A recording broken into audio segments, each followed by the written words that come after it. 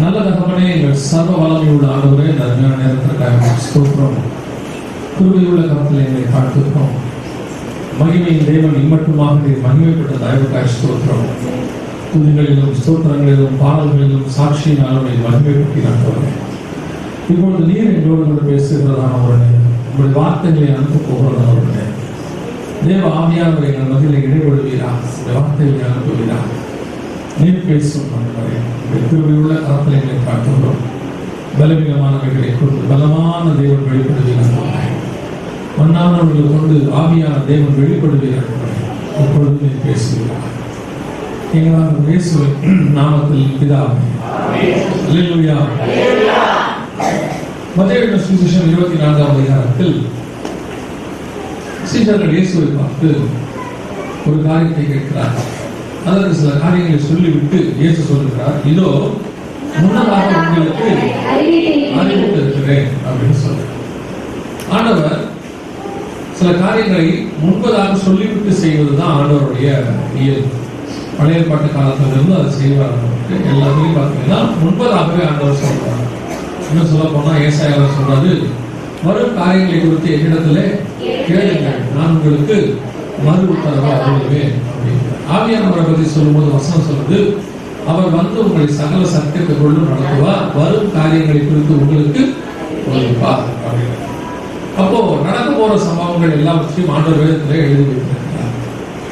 இது எதற்காக யாருக்காக எழுதப்பட்டது அப்படின்னு பாத்தீங்கன்னா, புதிய ஏற்பாடு முழுக்க இந்த புதிய ஏற்பாட்டினுடைய புஸ்தகம் அத்தனையுமே சபைக்காக தான் ஆண்டவர் எழுதியிருக்கிறாரு, சீஷர்களுக்காக தான் ஆண்டவர் எழுதியிருக்கிறார். அதை அவர்கள் கொண்டு போய் புறஜாதியார் தேவனுக்கு தெரியாதவர்களுக்கு சொல்ல வேண்டும் என்பது தேவனுடைய திட்டம். பாருங்க, அப்போஸ்தலர் நடவடிக்கைகள் எழுதப்பட்டதுல இருந்து அதுக்கு அடுத்த புத்தகம் ரோமர்ல இருந்து கடைசி வரைக்கும், அதாவது வெளிப்பட்ட விசேஷம் வரைக்கும் சபையாருக்கு தான் எழுதப்பட்டிருக்கும் அல்லது சீஷர்களுக்கு எழுதப்பட்டிருக்கும். அதை இன்னும் சொல்ல போனா குறிப்பா சொல்ல போனா ரோமாபுரியில் உள்ள சபைக்கு, கொரிந்தியரில் உள்ள சபைக்கு அப்படின்னு ஆரம்பிச்சு தெசலோனிக்கேயர்ல முடிச்சு அப்புறம் வெளிப்படத்தில் உள்ள 7 சபைகளுமே நீங்க பாத்தீங்கன்னு சொன்னா சபைகளுக்கு தான் எழுதப்பட்டிருக்கு. அப்ப ஆண்டவர் சபையின் மேல் பிரசனம் உள்ளவர். இன்னும் சொல்ல போனா அவர் வரும்பொழுது சபை தான் எடுத்துக்கொள்ளப்பட போகிறது. நான் சபை என்று சொல்வது கட்டடத்தை அல்ல, எந்த டினாமினேஷனையும் அல்ல, அல்லது எந்த ஒரு தனிப்பட்ட இண்டிபெண்டன்ட் சர்ச்சையும் அல்ல.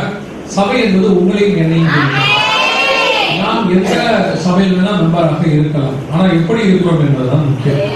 நம்மை பொறுத்த வரைக்கும் ஆவிக்குரிய சபை தான் போகும் என்பது நாம நிர்ணயம் பண்ணி தேவன் அப்படி நிர்ணயம் பண்ணவில்லை. ஏன்னா வசனம் சொல்றது, நான் தாராளனா இருக்க நீ வந்துட்டா இருக்கலாமா அப்படின்னு ஆண்டவர் கேட்கிறார். ஆண்டவருக்கு எல்லாரும் ரட்சிக்கப்பட வேண்டும் என்பதுதான் கர்த்தருடைய திட்டம். நான் இந்த ஊழியத்தின் ஆரம்பத்துல ஆவிக்குரிய சபைக்கு வந்த பிறகு ஒரு போதகர் கீழே வளர்ந்த ஒரு காலகட்டத்தில் எனக்குள்ளே ஒரு எண்ணம், அதாவது ஆவிக்குரிய சபை மட்டும்தான் பரலோகத்துக்கு போகும், மற்ற சபைகள் போகாது அப்படிங்கிறதான ஒரு எண்ணம். ஆனால் சில இடங்களுக்கு போவதற்கு கர்த்தர் வாய்ப்பு கொடுத்தார். உதாரணமாக நாகர்கோயில் பக்கத்துல ஒரு இடத்துக்கு சால்வேஷன் ஆர்மி அப்படிங்கிற ஒரு ஸ்தாபனத்துல ஒரு ஊழியத்துல கூப்பிட்டாங்க. இப்போ நான் என்ன செய்யறேன் அப்படின்னா, சால்வேஷன் ஆர்மி அப்படின்னா அவங்களுக்கு நம்ம சரியான உபதேசத்தை சொல்லணும், அவங்களை ஆண்டவருக்குள்ள கொண்டு வரணும் அப்படின்னு சொல்லி போறேன். போகும்போது பார்த்தா சால்வேஷன் ஆர்மியில அவர்கள் அந்நிய பாஷையை பேசி ஆராதனை நடத்தி கொண்டிருக்கிறாங்க. எனக்கு அதுவே பயங்கர ஆச்சரியம், ஏன்னா அந்நிய பாஷை பேசுறாங்களே. அப்புறம் பார்த்தா திருவாசன சபையில அவங்களுக்கு கம்யூனியன் கொடுக்குறாங்க.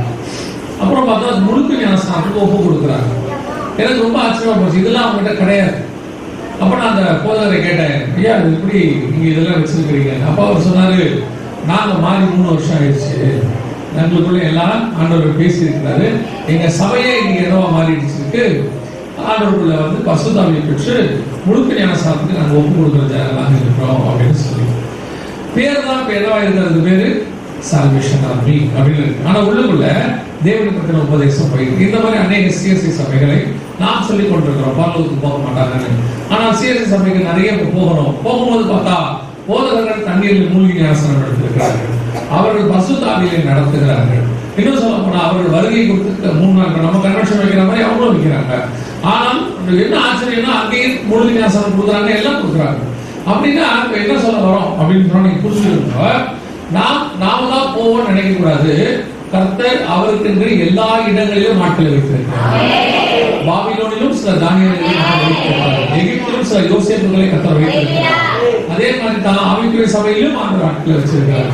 இங்க நம்ம என்ன எப்பவுமே பார்க்கணும்னு நினைச்சா, நான் போவேனாங்கிறத மட்டும் தான் நம்ம பார்க்கணும், யார் போக மாட்டான்றதை பார்க்க கூடாது. நம்ம கிட்ட இருக்க பிரச்சனை என்னன்னா, எந்த சபை போகாதது பத்தி பேசிட்டு இருப்போம். அவங்க தான் மோசம் பண்ணாங்க, அவங்க போக மாட்டாங்க, இவங்க போக மாட்டாங்க. சபைகளை பத்தி நமக்கு கவலையும் இல்லை, டினாமினேஷன் பத்தி கவலையும் இல்லை. நான் போகிறேன்னா எந்த சபையில் இருந்தாலும் நீங்கள் ஒழுக்கம் உள்ளவர்களாக இருந்தால் கண்டிப்பாக போகிறீர்கள். ஒரு நேரத்துல கவர்மெண்ட் ஸ்கூல்லயும் படிப்பாங்க, எல்லா ஸ்கூல்லயும் படிப்பாங்க. எந்த ஸ்கூல்ல படிச்சாலும் பையன் படிச்சாதானே பாஸ். கவர்மெண்ட் ஸ்கூல்ல படிக்கிறதுனால சரியா படிக்க மாட்டான், பிரைவேட் ஸ்கூல்ல படிக்கிறதுனால நல்லா படிப்பான்னு அர்த்தம் கிடையாது. கவர்மெண்ட் ஸ்கூல்ல ஃபர்ஸ்ட் மார்க் எடுக்கிறவங்க இருக்கிறான், பிரைவேட் ஸ்கூல்ல ஃபெயில் ஆகிறவங்க இருக்கிறான். எங்க இருந்தாலும் பையன் படிக்கிறத பேஸ் பண்ணி தான் இருக்கிறான். அதே மாதிரிதான் இப்ப இந்த சபையில் நீங்கள் இருக்கும்போது உங்களுக்கு கொடுக்குற உபதேசத்தை நீங்கள் சரியா ஆண்டவர் சொல்றதெல்லாம் கேட்டு நீங்க கரெக்டா நடந்தீங்கன்னா, ஆண்டவர் வரும்போது நம்மை மீட்கும்படி வர போகிறார். அப்ப ஆண்டவர் என்ன செய்யறாரு, முன்பதாகவே அறிவிக்கிறார். ஃபர்ஸ்டே சொல்றாரு எதெல்லாம் நான் செய்ய போறேன், என்ன பண்ண போறேன். அதை குறிப்பா சபைக்கு சொல்றாரு. அதை சபை ரெண்டு காரியம் செய்யணும். ஒன்று சபை கற்றுக்கொள்ள வேண்டும், இன்னொன்று சபைக்கு சொல்ல வேண்டும். இந்த ரெண்டு ஆயத்தப்படு நாம கத்துக்கணும், ஒருத்தருக்கு சொல்லணும். இதான் ஆண்டவருடைய மிக முக்கியமான திட்டம். அப்ப ஆண்டவர் இங்க மத்திய 24:25 இதோ உங்களுக்கு முன்னதாகவே சொல்லுகிறேன் அப்படின்னு சொல்றாரு. அப்படின்னா ஆண்டவர் முன்னதாக என்ன சொல்லி இருக்கிறார் அப்படின்னு கேட்டா, அந்த அதிகாரம் ஆரம்பிக்கும் போது 3வது வசனத்துல சீஷர்கள் வந்து அவரை பார்த்து ஒரு கேள்வி கேட்கிறாங்க. கேள்வி கேட்ட உடனே அதுக்கான பதில சொல்லிட்டு தான் இந்த 25வது வசனத்தை சொல்றாரு, இதோ முன்னதாகவே உங்களுக்கு சொல்லிட்டேன் அப்படின்னு சொல்றாரு. என்ன கேள்வி கேட்கிறாங்க அப்படின்னு கேட்டா, அவருடைய வருகைக்கும் உலகத்தின் முடிவுக்கும் அடையாளங்களை எங்களுக்கு சொல்ல வேண்டும் என்று சொன்னார். இப்ப அவங்க கேட்கிற கேள்வி, அவருடைய வருகைக்கும் உலகத்தின் முடிவுக்கும் அடையாளம் என்ன அப்படின்னு கேட்கிறாங்க. அங்கே அடையாளங்கள் எல்லா காரியங்கள் அநேக காரியங்களை ஆண்டவர் சொல்லுகிறார்.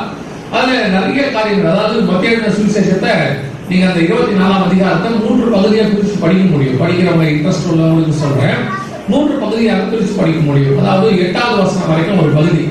என்ன பகுதி அப்படின்னு கேட்டீங்கன்னு சொன்னா, சபை எடுத்துக்கொள்ளப்படுவதற்கு முன்பதாக உள்ள பகுதி. அதாவது நம்ம உபத்திரவ காலத்துக்கு முன்னாடி சபை எடுத்துக்கொள்ளப்படும் நம்ம நம்புறோம். வருகை வரும், ரகசிய வருகை வரும், சபை எடுத்துக்கொள்ளப்படும். அதுக்கப்புறம் பாத்தீங்கன்னா 9வது வசனத்துல இருந்து வாசிச்சு பாத்தீங்கன்னா 8வது வசனத்துல இருந்து இவைகள் எல்லாம் வேதனைகளுக்கு ஆரம்பம், உபத்திரவம் ஆரம்பிக்குது. அப்பொழுது உங்களை உபத்திரவங்களுக்கு ஒப்பு கொடுத்து, உபத்திரவ காலம் அங்கதான் ஆரம்பிக்குது. அதுக்கு முன்னாடி உள்ள 7ஆம் வசனம் வரைக்கும் உள்ளது எல்லாமே உபத்திரவ காலத்துக்கு முன்னாடி சபையின் காலத்துல உள்ளது. சபை எடுத்துக்கொள்ளப்படுகிறதுக்கு முன்பதாக 8வது வசனத்துல இருந்து சபை எடுத்துக்கொள்ளப்பட்ட பின்பு நடக்கிற சம்பவம். 14வது வசனத்தோட உபத்திரவ காலத்தினுடைய முதல் பகுதி முடிவடைகிறது. அப்பொழுது முடிவு வரும் அப்படின்னு. 14வது வசனத்துல இருந்து 30வது வசனம் வரைக்கும் உபத்திரவ காலத்தினுடைய முடிவு, அதாவது இயேசு கிறிஸ்துவினுடைய பகிரங்க வருகை, அவர் வர்றது, அந்தி கிறிஸ்துவை அழிக்கிறது, எல்லாமே அதில் சொல்லப்பட்டிருக்கிறது. சோ 3 பகுதியா இருக்கும். 30வது வசனத்துக்கு மேல இருக்கிறது எல்லாம் பாத்தீங்கன்னா இதனுடைய விளக்கத்தை அங்க கொடுத்திருப்பாரு. இது எப்படி நடக்கும்ன்ற விளக்கங்களை அங்க கொடுத்திருப்பாரு. சோ மத்திய சுவிசேஷத்தை நம்ம அப்படி படிக்க முடியும். இப்ப நம்ம என்ன பார்க்க போறோம்னா, ஓவராலா ஆண்டவர் எல்லாத்தையும் சொல்லிட்டு ஒரு வார்த்தை சொல்றாரு, இதோ முன்னதாகவே உங்களுக்கு அறிவிக்கிறேன். அதுல மிக முக்கியமான 3 காரியங்களுக்கு ஆண்டவர் எச்சரிக்கையாக இருக்க சொல்லுகிறார்.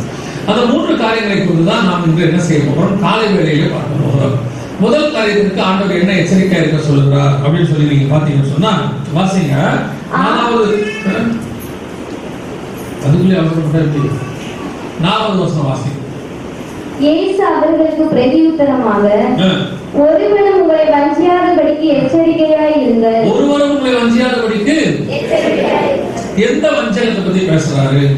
ஏதோ ஒரு வஞ்சகத்தை குறித்து அவர் சொல்லுகிறார். எந்த வஞ்சகம்? அடுத்த வசனம். ஏனெனில் அநேகர் வந்து என் நாமத்தை தரித்துக் கொண்டு நானே கிறிஸ்து என்று சொல்லி அநேகரை வஞ்சிப்பார்கள். முதலாவதாக வஞ்சனை எது அப்படின்னு சொல்லி பாத்தீங்கன்னு சொன்னா, அநேகரை நாமத்தை தரித்துக் கொண்டு நானே கிறிஸ்து என்று சொல்லி அநேகரை வஞ்சிப்பார்கள். முதலாவது வஞ்சனை. இது எதை பத்தி சொல்லப்பட்டிருக்கிறது, எந்த காரியத்தை குறித்து சொல்லப்பட்டிருக்கிறது அப்படின்னு சொல்லி பாத்தீங்கன்னா, மிக முக்கியமாக வஞ்சித்தல் அப்படிங்கிறது வந்து உபதேச கோளாறு அல்லது உபதேசத்துல வர்றது, இப்படிப்பட்ட காரியங்கள் எல்லாமே இருக்கிறது. அதோடு ஒரு குறிப்பாக என் நாமத்தை தெரிவித்துக் கொண்டு நானே கிறிஸ்து என்று, என் நாமத்தை தெரிவித்துக் கொண்டு நானே கிறிஸ்து அப்படி ஒரு குரூப் வரும் அப்படின்னு நாங்கள் சொல்றாரு. அப்படி ஒரு குரூப் வருமா, அப்படி வந்துட்டாங்களா அப்படின்னு சொல்லி பாத்தீங்கன்னு சொன்னா, முதலாவதாக நானே கிறிஸ்து என்று வந்தவங்கல இவங்க எல்லாம் கொஞ்சம் பேர். இவங்கெல்லாம் நான் தான் இயேசு கிறிஸ்துன்னு சொல்லி வந்தவங்க. உலகத்துல இது வரைக்கும் நான் தான் இயேசுன்னு சொல்லி ஒரு 18 பேர் கிட்ட இப்போ உயிரோடு இருக்கிறாங்க. 3000 4000 பேர் வரைக்கும் வந்திருக்கிறாங்க. இப்போ நான் தான் இயேசுன்னு உயிரோடு இருக்கிறவங்க ஒருவேளை நீங்க பார்த்துருக்க மாட்டீங்க. உங்க எதிரில் அவன் வந்ததை நீங்க என்ன செஞ்சிருக்க மாட்டீங்க, பார்த்துருக்க மாட்டீங்க. இவர் நான் தான் இயேசுன்னு சொல்லி வந்தவங்கல்ல மிக முக்கியமான ஆள். இப்ப ஜெயில இருக்கிறாரு. ஏன் இருக்கிறாரு உங்களுக்கு பின்னாடி சொல்றேன். இப்ப ஜெயில இருக்கிறாரு. இவர் தான் நான் தான் இயேசுன்னு சொல்லி வந்து ஜனங்களை வந்துட்டா நம்ம காலத்தை சேர்ந்தவர். 1990 இருந்து 2020 வாழ்ந்தவர். இவர் பேரு விசாரி என்ன பேரு. இவர் செர்பியா தேசத்தை சார்ந்தவர். அப்படி கவனிங்க, இவர் அநேகரை வஞ்சித்து இருக்கிறாங்க. இயேசு என்ன பண்றாரு அப்போ இவர் தான் அநேகரை நானே கிறிஸ்து என்று சொல்லி வஞ்சித்ததுல ஒரே நாள்ல மட்டுமே 4000 பேர் தங்கள் சொத்துக்களை எல்லாம் விட்டு விட்டு கொடுத்துருக்காங்க. ஒரே நாள்ல மட்டும். அப்படின்னா வாழ்நாள் யோசிச்சு பாருங்க, 30 வருஷம் ஜனங்களை ஏமாற்றி இருக்காரு. இப்ப ஜெயில இருக்கிறாரு. சரி, ஏன் ஜனங்கள் இப்படிப்பட்டவர்களால் வஞ்சிக்கப்படுகிறார்கள்? அதான் மிக முக்கியமான ஒரு கேள்வி. ஏன் ஜனங்கள் இப்படிப்பட்டவர்கள்? ஆண்டவர் சொல்றார், வஞ்சியாதபடிக்கு கேர்ஃபுல்லா இருங்க, எச்சரிக்கையா இருங்க அப்படின்னு சொல்றாரு. ஏன் அப்புறம் வஞ்சிக்கிறாங்க? ஆண்டவர் பரவாயில்ல, நீங்க வஞ்சிக்கப்பட்டாலும் பயப்படாதீங்க, நான் உங்க வீட் பண்ணலாம் சொல்லல. ஆண்டவர் சொல்றாரு, ரொம்ப கேர்ஃபுல்லா இருங்க, இந்த மாதிரி ஆட்கள் என்ன செய்வாங்க, வருவாங்கன்னு சொல்லி. ஏன் இந்த மாதிரி ஆட்கள் ஜனங்களை வஞ்சிக்கிறார்கள்? முதலாவதாக அவர்கள் வஞ்சிப்பதற்கு ரொம்ப அடிப்படை பேசிக் காரணம் என்ன அப்படின்னு சொல்லி பாத்தீங்கன்னு சொன்னா, இப்ப நீங்க பாக்குறீங்களா இந்த போட்டோ, இவங்க எல்லாருமே நான் தான் இயேசுன்னு சொல்லி வந்தவங்க. அத்தனை பேருமே நான் தான் இயேசுன்னு சொல்லி வந்து ஜனங்களை வஞ்சித்தவங்க. இதுல பாக்குறதுக்கு இயேசு மாதிரியே யார் இருக்கிறது? ஃபர்ஸ்ட்ல இருக்கிறவர். மூணாவது இருக்கிறவர் அவரு இருக்கிறாரா? ஃபர்ஸ்டா மூணாவதா? ஃபர்ஸ்ட் இருக்கிறவங்க எத்தனை பேர் இருக்கிறீங்க? நல்லா கை கொடுங்க. மூணாவது மத்தவங்க என்ன சொல்ல வரீங்க? பாக்குறதுக்கு இயேசு மாதிரியே இல்லையா? இயேசு எப்படி இருப்பாரு? பார்த்ததே இல்லையா? அப்ப நீங்க ஆவிக்குரிய வாழ்க்கையில வளர்ந்துட்டீங்க. ஏன் சொல்ற அப்படின்னா, முதல்ல வஞ்சிக்கப்படுறதுக்கு என்ன காரணம்னா, இயேசுநாதர் மாதிரியே இருக்கிறாருன்னு சொன்னாங்க பாருங்க. இன்னொருத்தர் சொன்னாரு இல்ல, ஏன் இயேசுநாதர் மாதிரியே இருக்கிறாரு நம்ம நம்புறோம் அப்படின்னா, நமக்கு பேசிக்கா அடிப்படையா இயேசு இப்படித்தான் இருப்பாரு ஒரு போட்டோ கொண்டு என்ன பண்ணிட்டாங்க, வச்சுட்டாங்க. நமக்கு ஆவிக்குரிய சபையில நமக்கு முன்னாடி முற்பிதாக்கள், நான் சொல்றது ரொம்ப தூரத்துல இல்ல, இப்போ ஒரு 30 வருஷத்துக்கு முன்னாடி உள்ள நம்ம முற்பிதாக்கள் எந்த விதமான இயேசு போட்டோவையும் எதுவுமே என்ன செய்ய மாட்டாங்க, போடவே மாட்டாங்க, கொண்டு வர மாட்டாங்க, வைக்கவும் மாட்டாங்க. யார் கேட்டாலுமே நமக்கு ரட்சிக்கப்பட்ட உடனே, ரோமன் கத்தோலிக்க சபையில இருந்தோ அது மற்ற சபையில இருந்தோ ரட்சிக்கப்பட்டு வந்த உடனே நம்ம சொல்லக்கூடியதான மூல உபதேசம், அடிப்படை உபதேசம் என்னன்னா, உங்க வீட்டுல இருக்கிறதான இயேசுநாதர் சிலையோ போட்டோவையோ நீங்க என்ன செஞ்சிருங்க, வெளியே போட்டுருங்க அப்படின்னு நம்ம சொல்றோம். என்ன காரணம் அப்படின்னு சொல்லி பாத்தீங்கன்னு சொன்னா, இதுவரைக்கும் இயேசு கிறிஸ்துவின் முகத்தை எந்த படத்திலும் வரைந்ததும் இல்லை, அதை ஆண்டவர் அனுமதி கொடுக்கவும் இல்லை.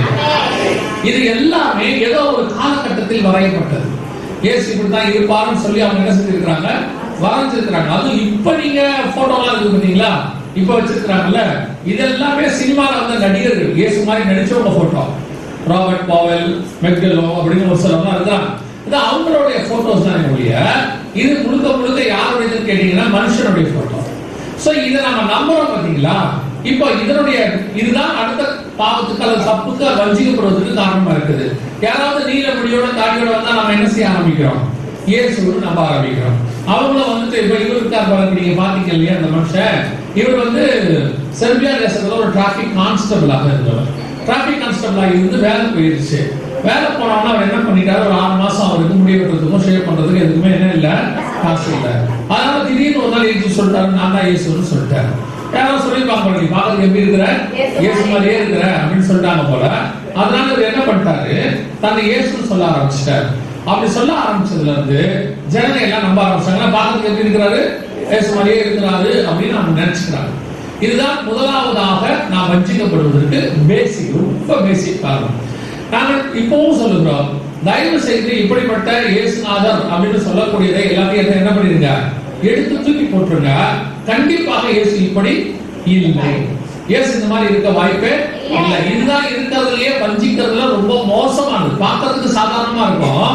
சின்ன வயசுல நீங்க போற அந்த வெதர் இல்லையா உங்க பிள்ளைகளுக்குள்ள, அது கடைசி வரைக்கும் இப்ப கூட நீங்க ஜெபம் பண்ணா கண்ணை மூடி பாருங்க, உங்களுக்கு ஜெபத்துல முதல்ல எப்படி தோணும், ஒரு நீல முடி தானே வருது.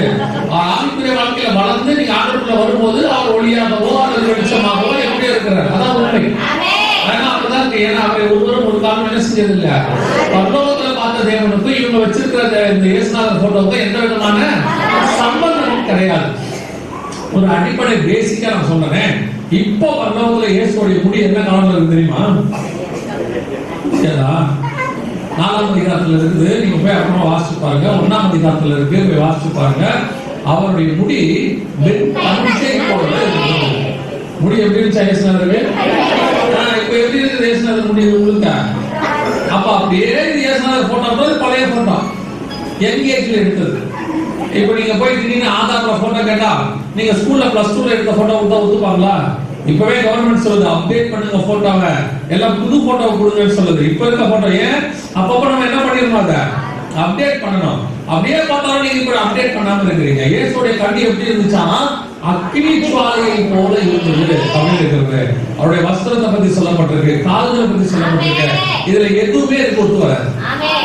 சரி, உலக பிரகாரமா இயேசு இருக்கும்போது இப்படி இருந்தாரா, ஒருவேளை அப்ப இருக்கும்போது இப்படி இருந்தாரா அப்படின்னு பாத்தீங்கன்னா உன்னத பாட்டு சொல்லுது அவர் முற்றிலும் அழகுகிறார்.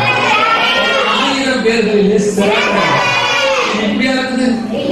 அப்புறம் எதுக்கு இந்த மாதிரி போட்டோ வீட்டுல வச்சுக்கிட்டு கடைசி காலத்துல கூடுமானால் தெரிந்து கொள்ளப்பட்டவர்களையும் வஞ்சிக்கிற காலம் வரும் மாதிரி சில ஊழியர்கள் என்ன செய்யறாங்க, இயேசுநாதர் ஜனங்க தெரிஞ்சுக்கணும், இயேசுவை பார்க்கணும், அதை நம்பணுன்றதுக்காக அவங்க புக்ல வீடியோல எல்லாம் இயேசுவை காட்டுறாங்க. அதாவது புதிய ஏற்பாட்டு உபதேசமே என்னன்னு கேட்டீங்கன்னா கண்டு விசுவாசிக்கிறவனிலும் அப்ப நாம பார்க்கணும்னா விசுவாசிக்கிறோம்.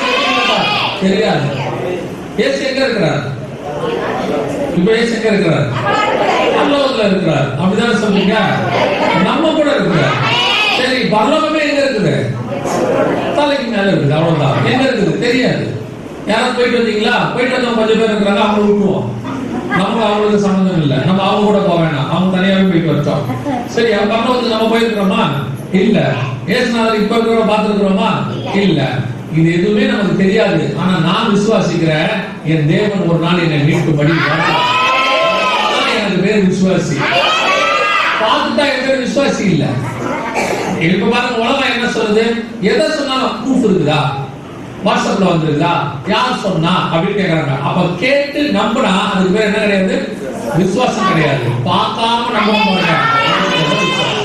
அப்ப இன்னைக்கு இப்படிப்பட்ட காரியங்கள் உங்க வீடுகள்ல இருக்குமானால் யார் கொடுத்திருந்தாலும் சரி, ஒரு சிலர்லாம் அவங்க கொடுத்தாங்க இவங்க கொடுத்தாங்கன்னு போட்டோ என்ன செஞ்சிருக்காங்க, தூக்கி போட்டு வச்சிருக்காங்க வீட்டுல. எல்லாத்தையும் நீங்க வெளியே போடுங்க. நீங்க வச்சிருக்கிறது வந்து இயேசுநாதர் அல்ல, அது இயேசுநாதரும் அல்ல, அது பேச போறதும் இல்ல. அதனாலதான் நம்ம முட்டிதாக்கள் என்ன சொல்லி கொடுத்துட்டு போனாங்கன்னா, சபையில பாருங்க சுத்தி வசனம் நிக்குது. இந்த வசனம் வந்து பேசும், நித்திய ஜீவ வசனம். விசுவாசிப்பேன். ஒருவேளை ஊழியக்காரன் இன்னைக்கு சபையில இல்ல, வெளியே போயிருக்கிறார் ஒரு வேலையா, சபையில யாருமே இல்ல, இன்னைக்கு சபை திறந்து இருக்குது. ஒரு நான் பிலீவர் வராரு, இயேசு அறியாதவரு, ஏதோ தற்கொலை எண்ணத்துல வரான்னு வச்சுக்கோங்களேன். அவர் உள்ள வந்து உட்கார்றாரு, உட்காரும் போது எல்லாத்தையும் படிக்கிறாரு. இதுல இருக்கிற ஒரு வசனத்தை எடுத்து கத்தர் அவரோட பேசுகிறார். அந்த வசனம் ஆத்துல அவர் காப்பாத்திடுவார். நீங்க வேணும்னா 4 இயேசுநாதர் சிலையை வச்சுட்டு போங்க, ஒரு சிலையும் பேசாது, ஒரு சிலையும் காப்பாத்தாது. அதனாலதான் நம்ம வசனத்தை எழுதி போடுறோம். அலங்காரத்துக்கு எழுதி போடல, இந்த வசனம் நம்மளோட பேசும். இன்னைக்கு வஞ்சிக்கிற காரியங்கள் நடைபெறுகிறது. இந்த மாதிரி ஆட்கள் எல்லாம் வந்து என்ன செய்யறாங்க, நானே கிறிஸ்து என்று சொல்லி அநேகரை வஞ்சிப்பார்கள். முதலாவது காரணம் என்ன இப்படி வஞ்சிக்கிறதுக்கு? இந்த மாதிரி பேசிக்கா ஒரு ஊழியக்காரர் என்ன கேட்டாரு, இப்ப குழந்தை வந்து கேக்குது இயேசுநாதர் எப்படி இருப்பாருன்னு, அந்த குழந்தைக்கு நம்ம என்ன சொல்லணும்? ரொம்ப சிம்பிளா விஷயம் சொல்லிடணும். நீ போய் முழங்கால் போட்டு கதவை சாத்திக்கிட்டு ஜெபம் பண்ணி கண்ணை மூடு, ஏசப்பா உங்களை பார்க்கணும்னு சொல்லு. ஆண்டவர் அந்த பிள்ளைக்கு தன்னை காட்டிடுவார். நமக்கு காட்டுறாரோ இல்லையோ, பிள்ளை அழுகிறவர்களுக்கு செவி சாய்க்கல கன்ஃபார்மா காட்டிடுவார். இப்ப நீங்க ராங்கா காட்டுறீங்க ஒரு ஆள. முந்தானத்து நாங்க ஏலகிரியில ஒரு ஊழியக்காக போயிருந்தோம். ஒரு குட்டி பிள்ளை இருந்துச்சு, அது உட்காந்து என்ன பண்ணுச்சுன்னா பெயிண்டிங் பண்ணிட்டு இருந்துச்சு. எதோ பெயிண்டிங் பண்ணதுன்னு பாத்தீங்கன்னா இந்த சண்டே கிளாஸ்க்கு ஏசு இருக்கிற மாதிரி ஒரு போட்டோ ஒன்று போட்டு அவங்க கொடுத்துட்டாங்க. அது சொல்லு பாருங்க, ஏசப்பா பாருங்க எப்படி அடிச்சிருக்காங்க, ஏசாப்பாக்கு மேல அது காரணம் அடிச்சுட்டு. அப்போ இப்பவே அந்த பிள்ளை மைண்ட்ல என்ன போட்டாச்சு, இதுதான் ஏசப்பான்னு போட்டாச்சு. இது அப்படியே வேற ஊட்டி வளர்ந்து வளர்ந்து ஒரு நாள் வந்து இந்த போட்டோவோ இந்த காரியங்களோ அதை வைக்கும் போது தப்பு இல்லைன்னு மனசு தோணுது. ஆண்டவர் சொல்றாரு, சித்திரத்தை வைக்க கூடாதுங்கிறாரு. போட்டோ ஆண்டவர் எசேக்கியேல் புத்தகத்தை எழுதும் போது 8ஆம் அதிகாரத்துல 10, 11, 12 வசனங்களை சொல்லும் பொழுது சபைக்குள்ள என்ன சொல்லக்கூடாது, சித்திரங்களை வைக்கக்கூடாதுன்னு சொல்லி இருக்கிறாரு. இன்னைக்கு சித்திரங்கள் சபைக்குள்ள வீடுகளுக்குள்ள எல்லா இடத்துலயும் வந்துருச்சு. முதலாவதாக இப்படிப்பட்ட காரியங்கள் நடக்கும்போது நீங்கள் வஞ்சிக்கப்படுகிறீர்கள். அதனால முதல்ல இந்த மாதிரி போட்டோ கிட்ட அல்லது என்ன பண்ணிருங்க, தூக்கி வெளியே போட்டுருங்க. ஒரு தப்பும் கிடையாது. சில ஐயோ இப்படிங்க இயேசு போட்டோ தூக்கி வெளியே போடுறது முடியும்னா சொல்லுங்க, நாங்க போடுறோம், ஒன்றும் பிரச்சனை இல்லை. நீங்க கூப்பிட்டு பாஸ்டர் கூப்பிட்டு நாங்களே தூக்கி போட்டுறோம். நாங்க ஸ்ரீலங்கா பக்கத்துல கல்பனை ஒரு இடத்துக்கு போயிருந்தோம். ஊழியருக்கு போகும்போது அந்த வீட்டுல அது ஒரு ரோமன் கத்தோலிக்காங்க, அந்த வீட்டுக்கு போயிருந்த போது அந்த வீட்டுல இருந்த ஐயாவுக்கு ஒரு 80-85 வயசு இருக்கும். அவருடைய மக ஒருத்தர் இருக்காங்க, அவங்களுக்கு கல்யாணம் ஆகல, அவங்களுக்கு ஒரு 50-55 வயசு இருக்கும். அப்போ அந்த மக சொன்னாங்க, எங்க அப்பா நல்லதா இருந்தாரு, அவருக்கு திடீர்னு நடக்க முடியாம ஆயிடுச்சு அப்படின்னு சொன்னாங்க. போய் அவங்க வீட்டுக்கு ஜெபம் பண்ண போனா வீடு முழுக்க நீங்க அவ்வளோ விக்கிரகத்தை பார்த்துருக்கவே மாட்டீங்க. எந்த திரும்பினாலும் உலகத்துல இருக்கிற எல்லா இயேசுநாதருடைய போட்டோவும், மாதாவுடைய போட்டோவும், அவங்க அப்பா போட்டோவும், தூதர்கள் போட்டோவும் எல்லா பக்கமும் இருக்குது. அப்ப நான் சொன்னேன், இந்த போட்டோவெல்லாம் எடுத்து அவங்க அப்பா சரியாயிடுவாருன்னு சொன்னேன். உடனே அவங்க சொன்னாங்க, எங்களுக்கு எடுக்க பயமா இருக்கு, நீங்க எடுக்கிறீங்களா அப்படின்னாங்க. இப்ப எனக்கு கூட்டிட்டு போன பாஸ்டரும் நானும் எடுத்தோம். கிட்டத்தட்ட 86 போட்டோ இருந்துச்சு. 3 மூட்டை நிறைய எடுத்தோம் பாருங்க. இப்படியும் அந்த சிலை, அத்தோனியார் சிலை, அது இதுன்னு சொல்லி ஒவ்வொரு கதவுலையும் ஒரு டாலர் மாதிரி அடிச்சு வச்சிருக்கிறேன். உள்ளுக்குள்ள பிசாசு வரக்கூடாதுன்னு சொல்லி நான் சொன்னேன், உள்ளுக்குள்ள வராது பிசாசு, முதல்ல உள்ள இருந்து வெளியே போவாத, அவ்வளவு உள்ள இருக்குது. அப்புறம் எல்லாத்தையும் எடுத்து மொத்தத்தையும் மூட்டை கட்டி போட்டு மொத்தத்துக்கு நாம மகிமைப்படுவதா ஆண்டவருக்கு தெரியும். நாங்க ஊழியக்காரர் சேர்ந்து ஜெபம் பண்ணோம். 15 நிமிஷத்துல அந்த தகப்பனார் சுகமாகி நடக்க தொடங்கிட்டார். நடக்க தொடங்கிட்டார். எதுக்கு சொல்றேன், கர்த்தர் விக்கிரகங்களாலே ரட்சிக்கிற தேவன் அல்ல, கர்த்தர் தன்னுடைய நாமத்தை கொண்டு ரட்சிக்கிற. வீட்டுக்கு தடை வருவதற்கு இந்த மாதிரி போட்டோக்கள்லாம் காரணமா இருக்கும். சிலர் மாசம் புக்கு போடுறாங்க, அந்த புக்ல கூட இயேசுநாதர் போட்டோ போடுறாங்க. ஏன்னா சுவிசேஷத்துக்காக இப்படி சொல்லிட்டோம்னா அவங்க இயேசுநாதரை பார்க்கறதுக்கு வசதியா இருக்கும். நீங்க இயேசுநாதர் எப்படி இருப்பாருன்னு பார்க்க அவங்களுக்கு சொல்லி கொடுக்காதீங்க. நீங்க ராங் பர்சனா காட்டிட்டு இருக்கிறீங்க. இப்ப உங்க அப்பாவை கேட்ட உடனே பக்கத்துல இருக்கிற போட்டோ காட்டா ஒத்துப்பீங்களா? இவர் தாண்டா உங்க அப்பான்னா உங்க அப்பா என்ன சொல்லுவாரு இல்லையா? எங்க வீட்டுக்கார போட்டோ இல்ல, ஆனா பையன் அப்பா அப்பா கேட்கறான், என்ன பண்றது அப்படின்னு உடனே எம்ஜிஆர் போட்டோ எடுத்து காட்டினா ஓகேவா, இவர் தாண்டா உங்க அப்பான்னு. அப்புறம் கணவர் கேட்கும் போது என்ன இப்படி பண்ணிட்டேன்னா, அவன் போட்டோ கேட்கறான், பாக்கணுங்கிறான், உங்க போட்டோவும் இல்ல, நான் என்ன பண்றது, கையில கச்சது எம்ஜிஆர் போட்டோ தான், இவர் தாண்டா உங்க அப்பான்னு சொல்லிட்டேன்னா ஓகேவா? இப்ப அதுதான் நீங்க செஞ்சுட்டு இருக்கிறீங்க. இயேசுநாதர் கேட்கறாங்க, பார்க்க முடியல, என்ன செய்யறது, இருக்கிற போட்டோவை காட்டுவாரா? ஒரு ராபர்ட் பாவல் வேற ஒருத்தர், அவர் எப்படி இயேசுநாதரா மாறுவாரு? இதைத்தான் செஞ்சுட்டு இருக்கிறோம். இதுதான் வஞ்சித்தல். அதுவும் கூடுமானால்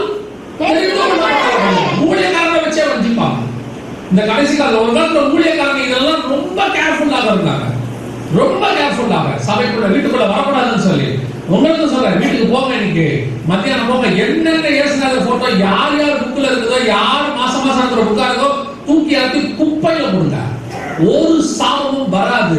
சொல்றேன், அதற்கு மாறாக உங்க வீட்டுக்குள்ள ஆசீர்வாதம். ஏன்னா இதெல்லாம் வெளியே போச்சு. ஏன்னா தேவன் உள்ளாவது தேவன் சொன்னாரு, நான் உள்ளாவது பாலையும் பரிசுத்தம் உள்ளதாக இருக்க வேண்டும், தீட்டானது ஒன்றும் உள்ளுக்குள்ள இருக்கக்கூடாது. அதனால போயிட்டு தூக்கி போடுங்க, ஒரு சாபம் வராது. ரெண்டாவது, ஏன் இந்த மாதிரி இயேசுநாதர் அப்படி வராம அவர் பேரை வச்சுக்கிட்டு வரவங்க ஏன் ஜனங்க நம்புறாங்க அப்படின்னா, ரெண்டாவது விஷயம் என்னன்னா வசன அறிவு இல்லாததுனால. என்ன இல்ல, வசன அறிவு இல்லாததுனால. வசனத்துல என்ன சொல்லப்பட்டிருக்கு, அவர் ஒரே தடவை மாம்சத்தில் வெளிப்பட்டார், அவர் நமக்காக மரித்தார், அவர் மீண்டும் ஆவியிலே வரப்போகிறார். இனி மாம்சத்தில் இயேசு பூமிக்குள்ள என்ன செய்ய மாட்டாரு, வரவே மாட்டாரு. எப்படி வர மாட்டார்? ஒரு தடவை தச்சனின் மகனாக வந்தார், மரியாதையின் மைந்தனாக வந்தார், உண்மைதான், மரித்தார், உயிரோடு கூட எழுந்தார். இனி அவர் மாம்சத்தில் வெளிப்பட போகிறதே இல்லை. அப்படி இருக்கும்போது இப்போ இந்த டிராபிக் கான்ஸ்டபிள் வந்திருக்கிறாங்க பாருங்க. இதை விட கொடுமை, இது ஒரு அம்மா டிவி நடிகை, இது தன்னை இயேசுநாதர் சொல்லி இது ஒரு பைபிள் எழுதி இது இப்ப எல்லாரும் எனக்கு ஒரு பெரிய கொடுமை என்னன்னா, பாஸ்டர் சாட்சி சொன்னாங்க பாருங்க. 2014 வரும்போது இப்ப என்ன ஆயிடுச்சு, இந்த இடம் முழுவதும் நம்ம ஓலையில் இருந்துச்சு. இப்ப கர்த்தருடைய கிருபையினால இப்போ கட்டி இருக்கிறோம். இது கட்டுறதுக்கு எத்தனை வருஷம் ஆயிடுது? 10 வருஷம். இன்னும் சர்ச்சை நான் பெருசாக இன்னும் சர்ச்சை நம்ம கட்ட வேண்டி இருக்குன்னு பாருங்க. 10 வருஷம் ஆகி போச்சு. இந்த அம்மா பக்கத்துல கீழே சர்ச்சை இருக்குது பாருங்க, அது எத்தனையோ கோடி. நான் தான் இயேசுன்னு சொல்லி 4 வருஷத்துல கட்டி முடிச்சிருச்சு. அவங்க என்னமோ இப்படி பொய் சொல்றவங்க தான் கொண்டு போய் கொடுக்குறேன். நல்லா ஊழியம் நாங்க பேசிட்டு இருந்தோம். ஒரு ஆளு ஒரு உபதேசத்துல தப்பா இருக்கிற ஒரு எவாஞ்சலிஸ்ட் வச்சுக்கோங்களேன், அவருக்கு கொண்டு போய் 10 ஏக்கர் லேண்ட் கொடுத்துருக்காரு. அப்ப இன்னொரு ஊழியக்காரன் என்ன சொல்றாரு, என்ன கொடுமை, நம்ம இங்க வாடகை கட்ட முடியாம கஷ்டப்பட்டு அந்த ஆளுக்கு ஏற்கனவே நிறைய இருக்கு, ஊழியமும் தப்பா இருக்கு, எல்லாம் சொல்றாங்க 10 ஏக்கர் கொண்டு போய் கொடுக்குறாங்க. ஆண்டவர் பாக்குறாரு போல, நம்ம ஆண்டவருக்கு நல்ல குணம் இருக்கு. நம்ம ஆண்டவருக்கு என்ன குணம் கேட்டீங்கன்னா, இந்த பசியா பட்னியா போட்டு சாவடிக்கவே மாட்டாரு, எப்படி சாப்பாடு கொடுத்துருவாரு.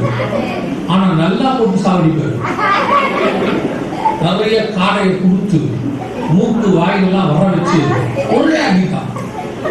நான் நினைக்கிறேன் இவங்களுக்கு அந்த மாதிரி காடை மாதிரி கொடுத்துட்டு இருக்கிறாரு போல.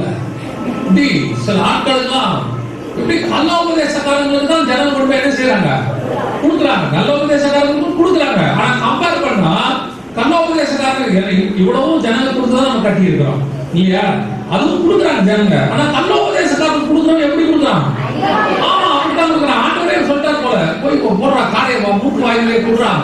அது நிறைய வர வர அவங்களுக்கு கண்ணு ஒண்ணு தெரிய மாட்டேங்குது, கண்ணு ஒண்ணு தெரியாம பாவம் செய்ய தொடங்கிடுறாங்க. இங்க நமக்கு ஆண்டவர் கரெக்டா அளந்து கொடுக்குறாரு, அது எதுவும் கொடுக்குறாரு. ஆண்டவர் அப்படிதான் சொல்றாரு. என்ன சொல்றாருன்னா, அன்றன்றுள்ள அப்பத்தை எங்களுக்கு மண்ணாவே இருந்தா வரும், டெய்லி தேவையான மண்ணை தான் வரும், எக்ஸ்ட்ரா வராது. எக்ஸ்ட்ரா வச்சா நாம முடிக்க தொடங்கிறோம்.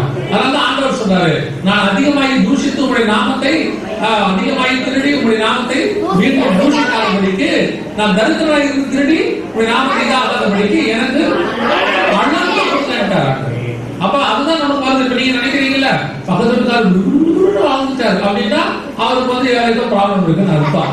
எது ஒண்ணுமே கிடுகிடுன்னு என்ன செய்யக்கூடாது, வளரக்கூடாது. நீங்க நைட் வச்சு போய் மரம் காலையில தென்னமரம் 40 அடியா இருந்தா ஊத்துவீங்களா, பிசாசு பிடிச்சிருந்துருவீங்க. இதே இந்த தென்னமரம் 40 அடி நாளே நாள்ல வளர்ந்துருச்சு அப்படின்னா ஆபத்துன்னு அர்த்தம்.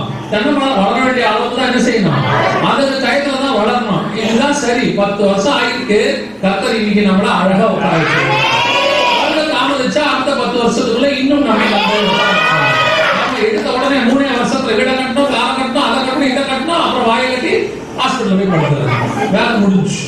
எதுக்கு அதெல்லாம் நமக்கு?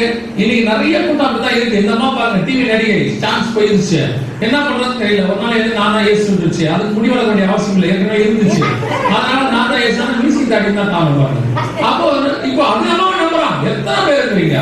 ஒரு ஆள் சர்ச்சை நடத்துறாரு அமெரிக்கால, நான் தான் அவர் இது சொல்றாரு, ஓரின சேர்க்கைக்காரங்களாம் தப்பு கிடையாது, ஆனாலும் கல்யாணம் பண்ணிக்கலாம், பெண்ணு கல்யாணம் பண்ணிக்கலாம், கர்த்தரே அவர்களை நேசிக்கிறாருன்னு சொல்றாரு. 80,000 பேர் வரான் சர்ச்சைக்கு. எவ்வளவு பேர் வரும்? 80,000 பேர். சத்தியத்தை சத்தியமா பேசி பாருங்க, 80 பேர் வர மாட்டான்.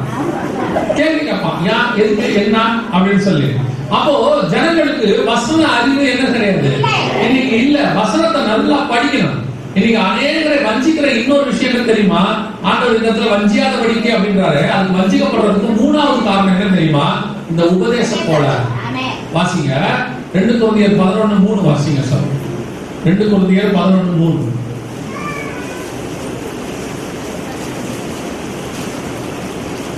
கிறிஸ்து எனக்குள்ளே பேசி இல்ல இன்னும் கொரிந்தியர் வாசிக்கிறீங்களோ? வாசிங்க ஒருத்தர்.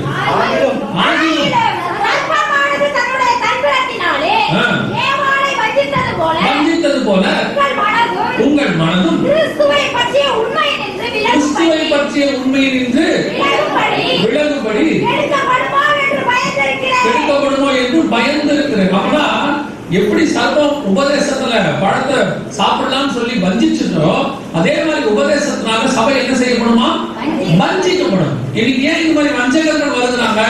இப்ப பாருங்க, இந்த அம்மா பைபிள் எழுதி இருக்குது, இந்த அம்மா சொல்றத நம்புறாங்க ஜனங்க. இதான் உபதேசத்தை ஏற்றுக்கொள்ளுது. இன்னைக்கு சபை என்ன சொல்றாங்கன்னு பார்க்கணும். அவங்க எது யார் பைபிளை தூக்கிட்டு வந்து யார் எது சொன்னாலும் சரி கிடையாது இன்னைக்கு. அதுவும் இந்த காலத்துல உபதேசம் ரொம்ப தாழ்மையா போயிட்டே இருக்குது. பார்க்கறதுக்கு நல்ல உபதேசம் மாதிரியே இருக்கும். நல்லா கவனிங்க. இப்ப நான் சொல்ற உபதேசம் சரியா தப்பான்னு மட்டும் நீங்க கண்டுபிடிச்சிருக்க பார்க்கணும்.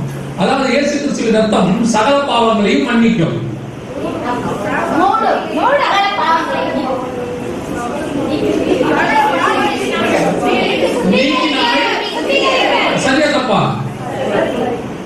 இந்த வசனம் சரியா தப்பா? சரிதானே? இயேசு கிறிஸ்துவின் அர்த்தம் நாம் செய்த பாவங்களை, செய்கிற பாவங்களை, செய்ய போற பாவங்களை எல்லாம் மன்னிக்கும். சரியா தப்பா? இதான் இங்க விஷயமே. ரெண்டு வசனமும் பார்க்கிறதுக்கு எப்படி இருக்குது? ஒரே மாதிரி இருக்குது. கலவரசன் வந்து என்ன சொல்லி கொடுக்குறான்? இயேசு உனக்கு செய்ய போற பாவத்தையும் மன்னிச்சுட்டாருன்னா. இப்ப பாவ மன்னிப்பு ரிசர்வேஷன்ல கிடைச்சிச்சு, ஆல்ரெடி ரிசர்வ் பண்ணி வச்சாச்சு. இனிமேல் நீ தைரியமா என்ன செய்ய? பாவம் செய்ய. அவர் தான் ஏற்கனவே பாவத்துக்கான மன்னிப்பை வாங்கி வச்சுட்டாரு. இதுதான் காலோபதேசம், வஞ்சிக்கிறது. இந்த மாதிரி ஒவ்வொரு விஷயத்திலும் இருக்கு.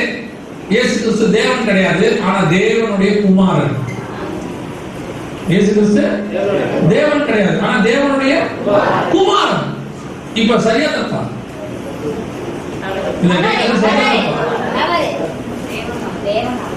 இயேசு கிறிஸ்து தேவனா இல்லையா?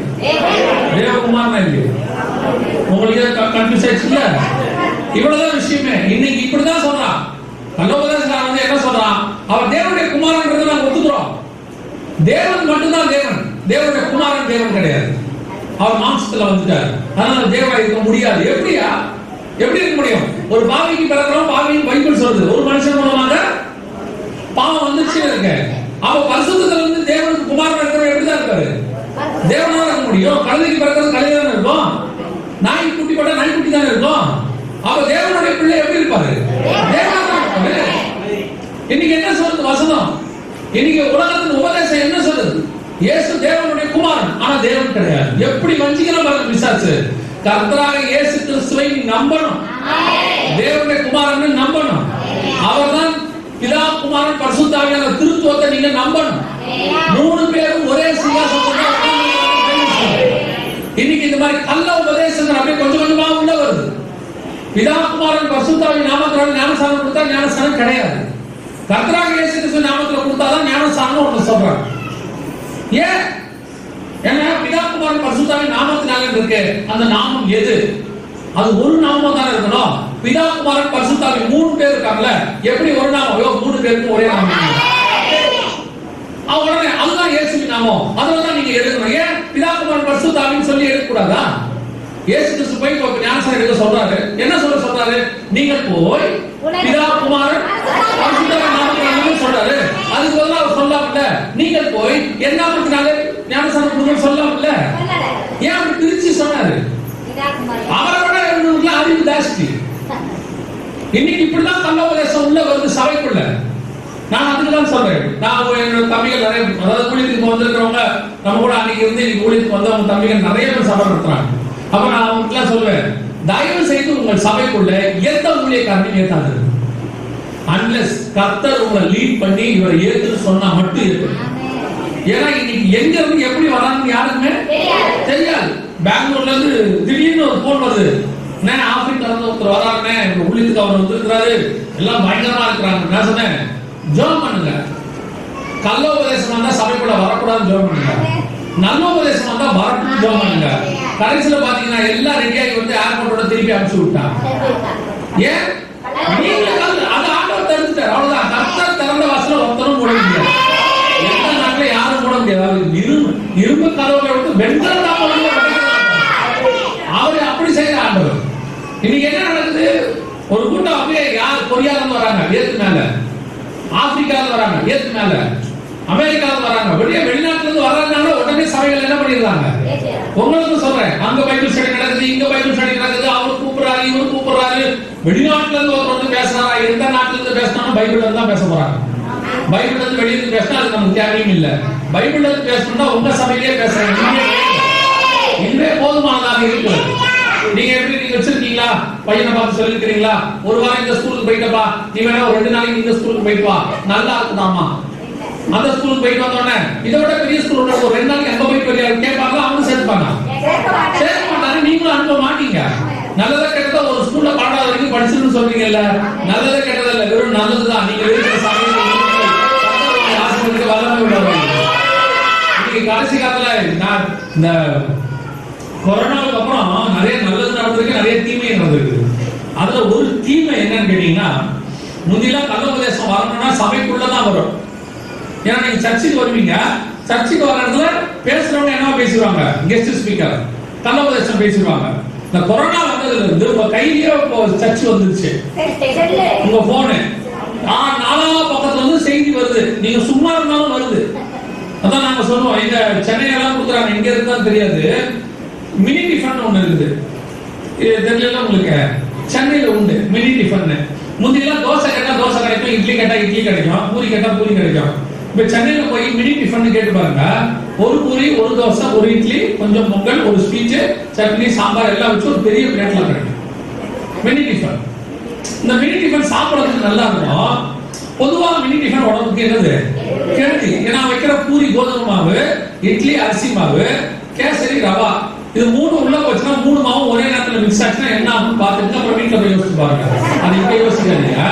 அப்புறம் அவ்வளவு ஒரு மோசம். முந்தி நம்ம வீட்டுல இட்லினா இட்லி கொடுப்பாங்க, காலையில் தோசைனா தோசை கொடுப்பாங்க, பூரினா பூரி கொடுப்பாங்க. இப்ப நம்ம நல்லா கவனிக்கிறாங்க, என்ன செய்யறாங்க, எல்லாம் மொத்தமா போடும்போது மினி டிஃபன் ஆயிடுது. முந்தி சபைன்றது ஒரே ஒரு சாப்பாடு ஒண்ணு கிடைச்சிட்டு இருந்துச்சு, உடம்பு அவங்க ஆத்மா நல்லா இருந்துச்சு. இப்ப போன் வந்ததுல இருந்து மினி டிஃபன் கிடைக்குது. இப்ப நீங்க என்ன பண்றீங்க, ஆராதனைக்கு ஒருத்தர் பிடிச்சி வச்சிருக்கீங்க நாகர்கோயில்ல, காலையில செய்திக்கு ஒருத்தர் பிடிச்சி வச்சிருக்கீங்க சென்னையில, செவிக்கலாம் வாங்க மோகன் சேரனை பிடிச்சி வச்சிருக்கீங்க, நைட்டு ஜாப் பண்றதுக்கு இன்னொரு ஆளை பிடிச்சி வச்சிருக்கீங்க. இப்ப நம்ம போன்லயே ஒரு 7-8 ஊழியக்காரங்க வச்சிருக்கீங்க, சப்ஸ்கிரைப் பண்ணிருக்கீங்க, நோட்டிபிகேஷன் வேற வந்தது.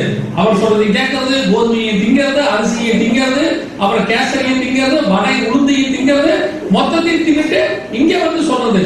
சில ஆட்கள் பாருங்க, வெளியே கண்டதை தின்னுட்டு வீட்டுல வந்து மனைவிட்ட சொல்றான், நெஞ்சில என்னமோ ஊடுது, ஆட்டோ ஓடுற மாதிரி இருக்கு.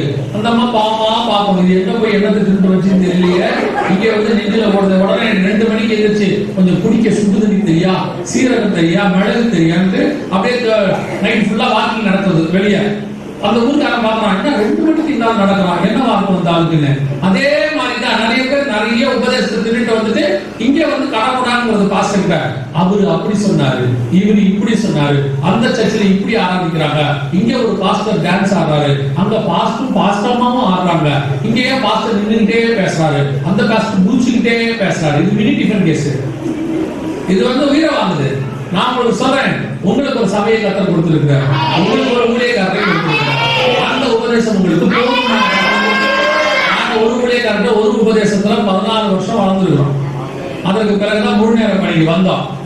அந்த இவ்வளவு மிக்சரா போட்டு எல்லாத்தையும் போட்டு கன்ஃபியூஸ் ஆகி இன்னைக்கு உபதேசத்துல எது தப்பு எது சரி.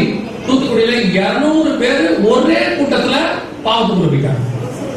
எங்க இருந்து ஒருத்தர் வந்தான், 40 நாள் கிளாஸ் எடுக்க போறோம்னு சொல்லி ஆரம்பிச்சு உனக்கு நரகமே கிடையாது, யாரோ போய் சொல்லி வச்சிருக்காங்க, நீ என்ன பண்ணாலும் கர்த்தர் கிருபை உள்ளவரு, பயப்படாத, ஆண்டவர் உனக்கு பரலோகம் தான் கொடுப்பாருன்னு. நரகம் இருக்குனாலே பாவம் செய்யறான். பைபிள்ல இருக்கு, அக்னி கதவை எரிகிற கடல்ல பங்கடைந்தார்கள் இருக்கு. நரகம் இருக்குன்றத உண்மையை சொன்னாலே அவன் பயப்படுறது இல்ல, அதெல்லாம் பார்த்துக்கலான்றான். இல்லன்னா என்ன ஆகும், நல்ல காலத்திலே நாயகம். நீங்க அப்படிதான் நடக்குது. ஒரு குரூப் உங்களுக்கு ஏத்த மாதிரி பிரசங்கம், நீங்களும் என்ன விரும்புறீங்க, இந்த காதுக்கு இனிய பிரசங்கத்தை வந்து அப்படியே யாராவது சொன்னாங்கன்னா கேட்கறதுக்கு எப்படி இருக்குது, சந்தோஷமா இருக்குது. நீ வளரணும், தலையாகுது. தலையாகிறது எவ்வளவு கஷ்டம் தெரியுமா உங்களுக்கு? தலையாகிறது எவ்வளவு கஷ்டம் தெரியுமா? எதை அடிச்சாலும் முதல்ல எங்க அடிப்பாங்க, தலையில தான் அடிப்பாங்க. நீங்க பாம்பு அடிங்க, பூரன் அடிங்க, எதை அடிச்சாலும் முதல்ல எங்க அடிப்பாங்க. அப்படி நீங்க தலையாகிறீங்க, அதுக்கு ஏத்த மாதிரி என்ன வாங்கிக்கணும், ரெடி ஆயிட்டு தான் தலையாகணும். உங்களுக்கு உடனே தலை ஃபர்ஸ்ட் அந்த என்ன ஆசீர்வாதமா பேசினாரு, நீங்கள் இந்த வருடம் ஒரு காரை வாங்குவீர்கள். நீங்க கார் வாங்கக்கூடாதுன்னு எங்களுக்கு கஷ்டமா எங்களுக்கு சொல்றதுக்கு என்ன, ஹெலிகாப்டர் கூட வாங்கிக்கீங்க, எங்க நிக்க வைப்பீங்க இல்லையா? எங்க வாங்கணும் எங்க நிக்க வைக்கணும்னு ஒண்ணு இருந்தது இல்ல. காரை கொடுக்கறதுக்கு முன்னாடி ஆண்டவர் நிக்க வைக்கிறதுக்கு ஒரு இடம் கொடுப்பாரு. காரை வாங்கறதுக்கு முன்னாடி பெட்ரோல் போடுறதுக்கு வழி செய்வார். பெட்ரோல் காரை வாங்கிட்டு சில ஆட்கள் பெட்ரோல் போயிட்டு ஓட்டவே மாட்டேங்கிறான், தொடச்சு பத்திரமா வச்சுக்கிறான். ஏன்னா வண்டி எடுக்கலையா, புதுசா இருக்க, ஐயோ பெட்ரோல் வேலை நினைச்சா வண்டியே வாங்க எடுக்கவே. அப்புறம் ஏன் எடுக்கிற, ஏன் வண்டி வாங்கினேன்? சில ஆட்கள் வண்டியை நிக்க வைக்க இடம் தெரியாம ரோட்ல நிக்க வச்சு வீட்டுல தூக்க மாட்டேங்கிறான். ரோட்ல நிக்குது வண்டி, என்ன பண்றதுன்னே தெரியல. அப்படி ஒரு வண்டி நமக்கு ஆசீர்வாதம் தேவையா? ஆண்டவர் உங்களுக்கு நேரம் வரும்போது இடத்தையும் கொடுப்பாரு, பெட்ரோல் போடுற வழியும் செய்வாரு, வண்டியும் கொடுப்பாரு. ஏற்ற காலம் வரும்போது கத்தவங்களை உயர்த்து வைத்து மரத்தை அடைகிறது. சிலர் வருவான், அப்படிதான் சொல்லுவாங்க. என்ன சொல்லுவாங்க, நல்லா கவனிச்சு பாருங்க. பேங்க்ல உங்களுக்கு என்னைக்காவது சொல்லியிருக்கிறானா நீங்கள் அடுத்த வருஷத்துக்குள் உங்கள் பணம் 3 மடங்காக மாறும் பேங்க்ல சொல்றாங்களா? சொல்ல மாட்டான். அவன் நியாயமான வட்டி கொடுக்குறாரு. ஏமாத்தவன் சொல்லுவான் பாருங்க, இந்த வருஷம் 75,000 போட்டா அடுத்த வருஷம் 1.5 லட்சம். நம்மளுக்கு மண்டையாளம் இவன் போட்டது இல்லாம 10 பேர் கூட்டு போய் போட்டுறாங்க. எல்லாம் போட்டோன்னே 30 லட்சம் ரூபாய் வாங்கினா மொத்தமா காண போயிடும். அப்புறம் உள்ளது போச்சு. ஏன்னா ஆசை வார்த்தை. அதே தான் இன்னைக்கு உபதேசத்திலும் இருக்கு. அதை சொல்றாங்க, இதை சொல்றாங்க, அங்க போறோம், இங்க போறோம். தயவு செய்து சொல்றேன், ஆண்டவர் உங்களுக்கு நல்ல உபதேசம் கொடுக்கிற சபையில உட்கார வச்சிருக்காங்க. இருங்க, சொல்றதை கேளுங்க. எவ்வளவு சொல்றாங்க கேளுங்க. இப்ப நிறைய கத்துக்கிட்டு நீங்க என்ன இன்டெலெக்சுவல் ஆகி உலகம் முழுக்க போக முடியுங்களா? எப்ப நல்ல தெரிஞ்சு கொடுங்க. ரொம்ப அறிவு வந்தாலும் ஆபத்து. நமக்கு என்ன தேவையோ அதுதான் ஆகி கொடுப்பாரு. ரொம்ப அறிவா இருக்கவங்க பாருங்க, பேசுறது ஒண்ணுமே புரியாது. பாத்துருக்கீங்களா? ரொம்ப அறிவா இருக்கவங்க பேசுறது ஒண்ணுமே புரியாது. அவன் என்ன பேசுறான்னு ஆமா, ஆனா அவன் பேசியிருப்பான். அவங்க கேட்டா சொல்லுவான், நான் சொல்வது உங்களுக்கு இப்பொழுது புரியாது, 10 வருஷம் கழிச்சு புரியுமா? 10 வருஷத்துக்கு முன்னாடி ஏன்னா இப்பயே வந்து சொன்னீங்க, 10 வருஷம் கழிச்சு வந்து சொல்லுங்க. சில ஆட்கள் மேடையில சொல்றாங்க, நான் சொல்றது உங்களுக்கு இப்ப தெரியாது, 25 வருஷம் ஆகட்டும் அப்ப தெரியுங்கிறான். நாங்க 25 வருஷம் கழிச்சு கேட்டுக்கிறோம், இப்ப என்ன வேணும் அதை சொல்லுங்க. நிறைய அறிவு வந்து அது ஒரு ஆபத்து. உங்களுக்கு எனக்கு என்ன தேவையோ அதை கற்றுக்கொடுங்க. சர்ப்பம் வஞ்சிக்கிற காரியங்களை என்ன செய்யும்? நடக்கும். முதலாவது ஆண்டவர் சொல்றாரு, ஒருவரும் வஞ்சியாதபடிக்கு என்ன செய்யுங்க? எச்சரிக்கையாக இருங்க, கேர்ஃபுல்லா இருங்க. விசுவாசிகளுக்கு இன்னொன்னு சொல்றேன், தயவு செஞ்சு தப்பா எடுத்துக்காதீங்க. இந்த ஒவ்வொரு விசுவாசிக்கு ஒரு நல்ல குணம் இருக்குது. என்ன தெரியுமா?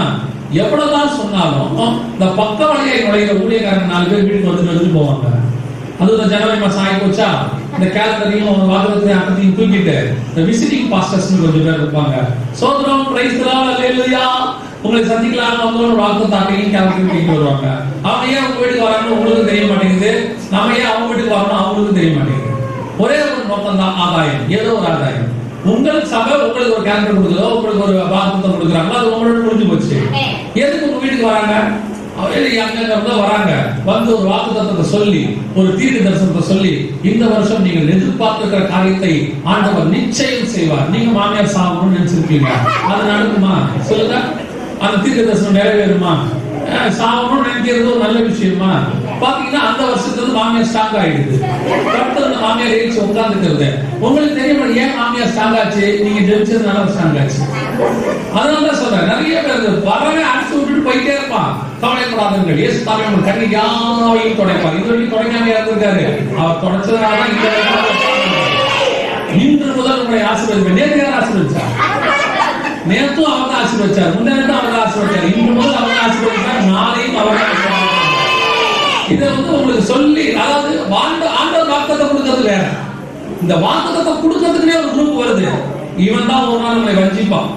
ஏன்னா வீட்டுக்கு வந்து நல்லதா பேச கேட்க நல்லா இருக்குதா, அப்புறம் திடீர்னு ஒரு நாள் வந்து சொல்லுவாங்க, கொரியாவில் ஒரு ஊழியக்காரர் வந்திருக்கிறார் பிரதர், அவர் நல்ல பைபிள் ஸ்டடி இருக்கிறார் பிரதர், நாங்க தான் போறோம் பிரதர், நீங்களும் வரீங்களா பிரதர்? உங்களுக்கு கொரியான்னு உடனே அப்படியே 2 கொம்பு முளைச்சிடும். ஏன்னா நம்ம தமிழ்நாட்டில் பேசுற உபதேசம் உங்களுக்கு இப்ப புடிச்சு போச்சு. உங்களுக்கு கொரியால இருந்து வருது. இப்ப புதுசா சொல்றேன், கொரியா கொரியா கொரியான்னு உபதேசம் அப்படி ஒண்ணு வந்துட்டு இருக்குது. கொரியாக்காரனுக்கு தமிழ் தெரியாது, உங்களுக்கு கொரியா தெரியாது.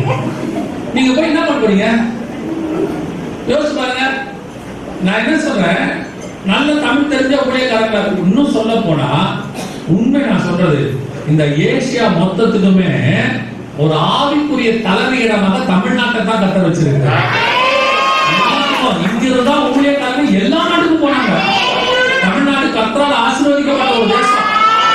நான் சொல்றது உண்மை. கிட்டத்தட்ட எவ்வளவு முயற்சி பண்றாங்க நம்ம தமிழ்நாட்டை பிடிச்சிடலாம்னு சொல்லிட்டு தலையால தண்ணி குடிக்கிறாங்க.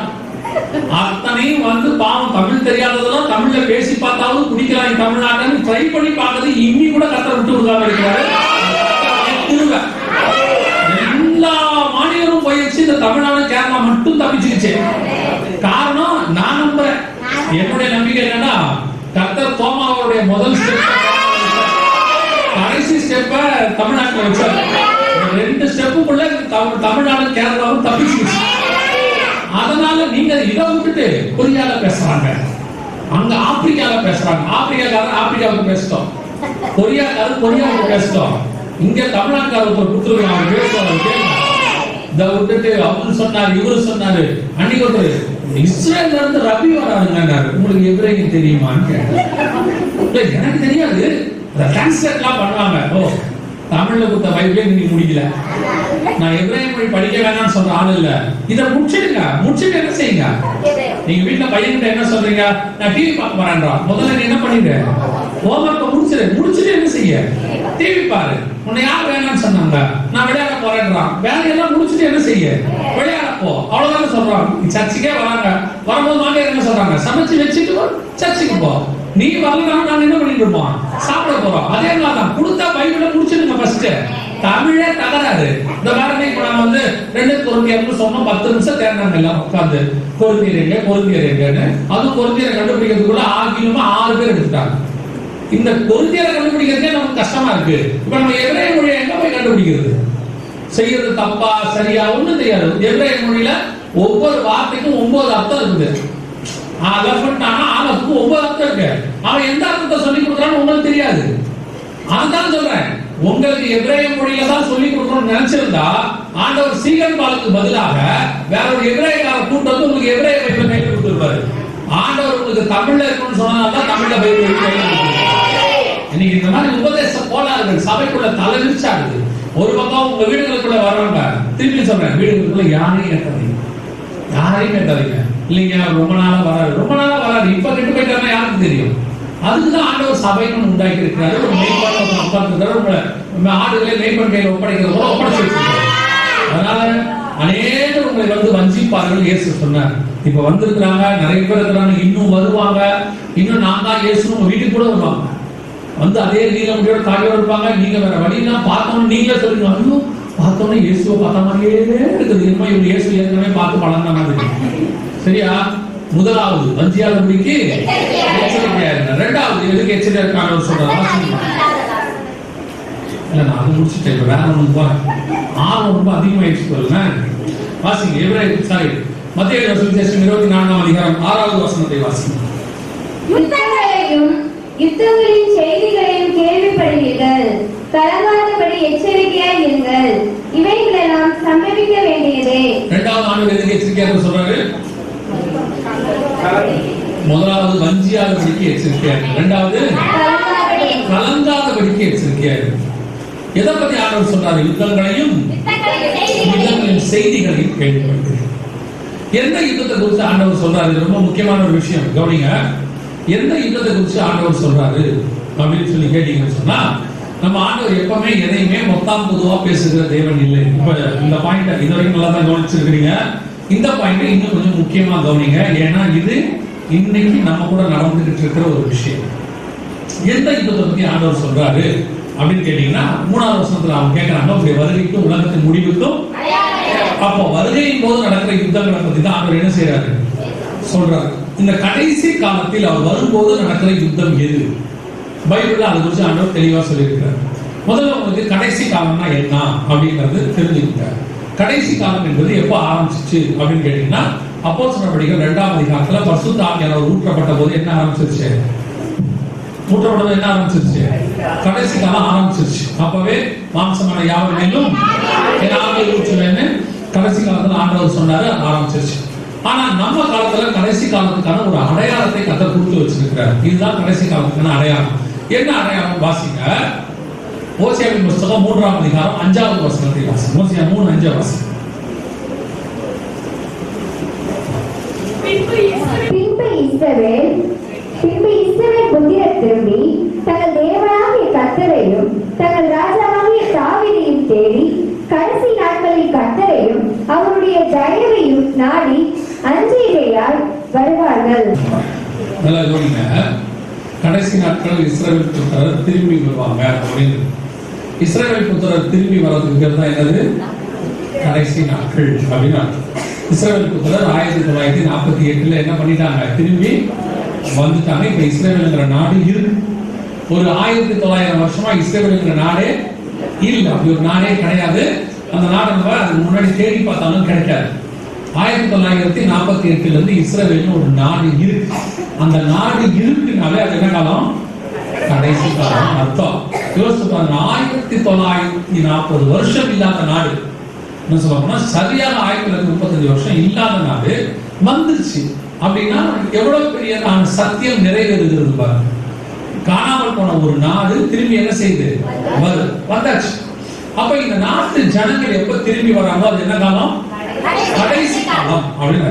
இந்த கடைசி காலத்துல அவங்க வந்த பிறகு ஒரு யுத்தம் ஒன்று வரும்னு வேதம் சொல்லுது. வாசிக்க எசேக்கியேல் புத்தகம் 38ஆம் அதிகாரம் 8வது வசனத்தை வாசிக்க. எசேக்கியேல் 38:8 வாசிக்க.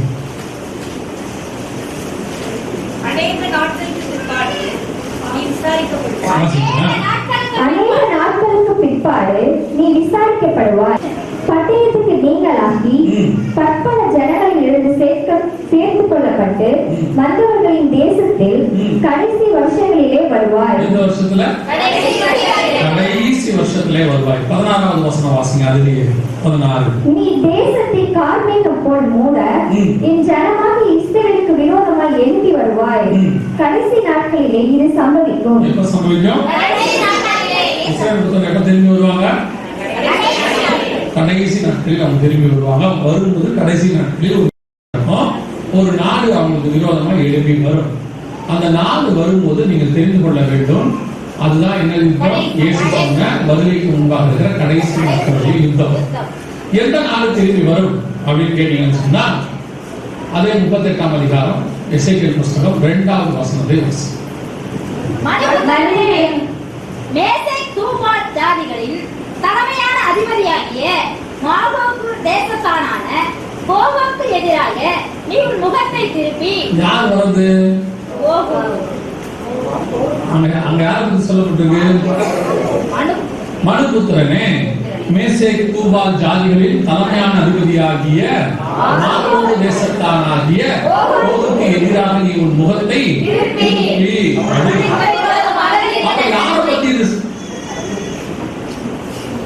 அப்ப யாரை பத்தி இது சொல்லப்பட்டிருக்கு? எங்க இருந்து வராங்க? எந்த நாட்டை பத்தி சொல்லப்பட்டிருக்கிறது? 39:2 வாசி. 39:2. நான் உன்னை திருப்பி உன்னை 6 குரல்களால் இழுத்து உன்னை வடபுறங்களிலிருந்து எழும்பவும். எங்கிருந்து? வடபுறங்களிலிருந்து எழும்பவும். இஸ்ரவேலுக்கு வடபுறத்திலிருந்து எழுப்பி வரக்கூடிய ஒரு நாடு மேசேக் தூபால் அப்படின்னு 2 சிட்டிக்கு தலைமையான அதிபதியாக இருக்கும். அடுத்து அதுக்கு மாகோகு தேசத்தானாகிய கோகே அப்படின்னு.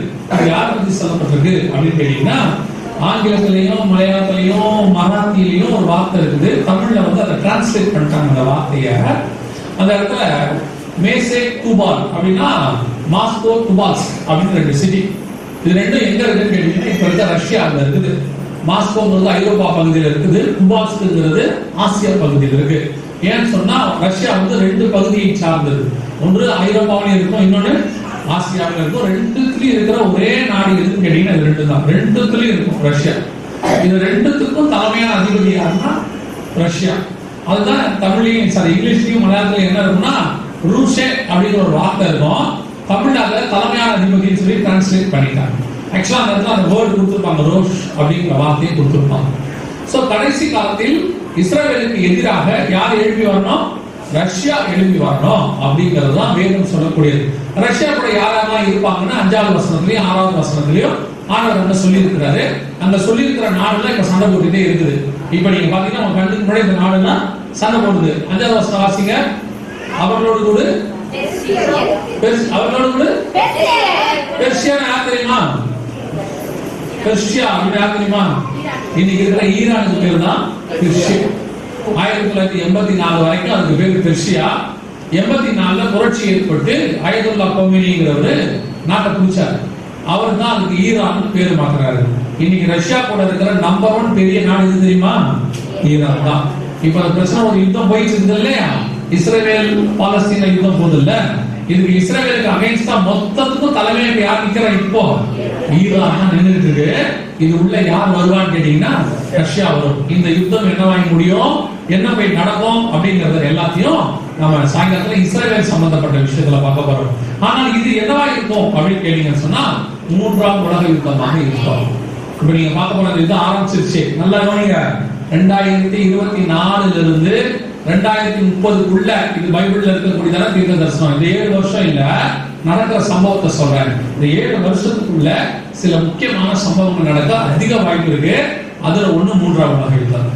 இப்ப நீங்க பார்க்கக்கூடியதான இந்த யுத்தம் இருக்குது இல்லையா, இது 3ஆம் உலக யுத்தமாக என்ன செய்ய போகுது, மாறப்போகுது. மாறது உண்மையா அப்படின்னு கேட்டீங்கன்னா, நேற்று ஸ்வீடன் நாடு தன் மக்கள் எல்லாருக்கும் அனௌன்ஸ்மெண்ட் பண்ணிருச்சு, எல்லாரும் தேவையான அளவுக்கு ஆகாரத்தை பங்கர்ல என்ன பண்ணுங்க சேர்த்து வைங்க, யுத்தம் ஆரம்பிக்க போகுதுன்னு அனௌன்ஸ் பண்ணிருச்சு.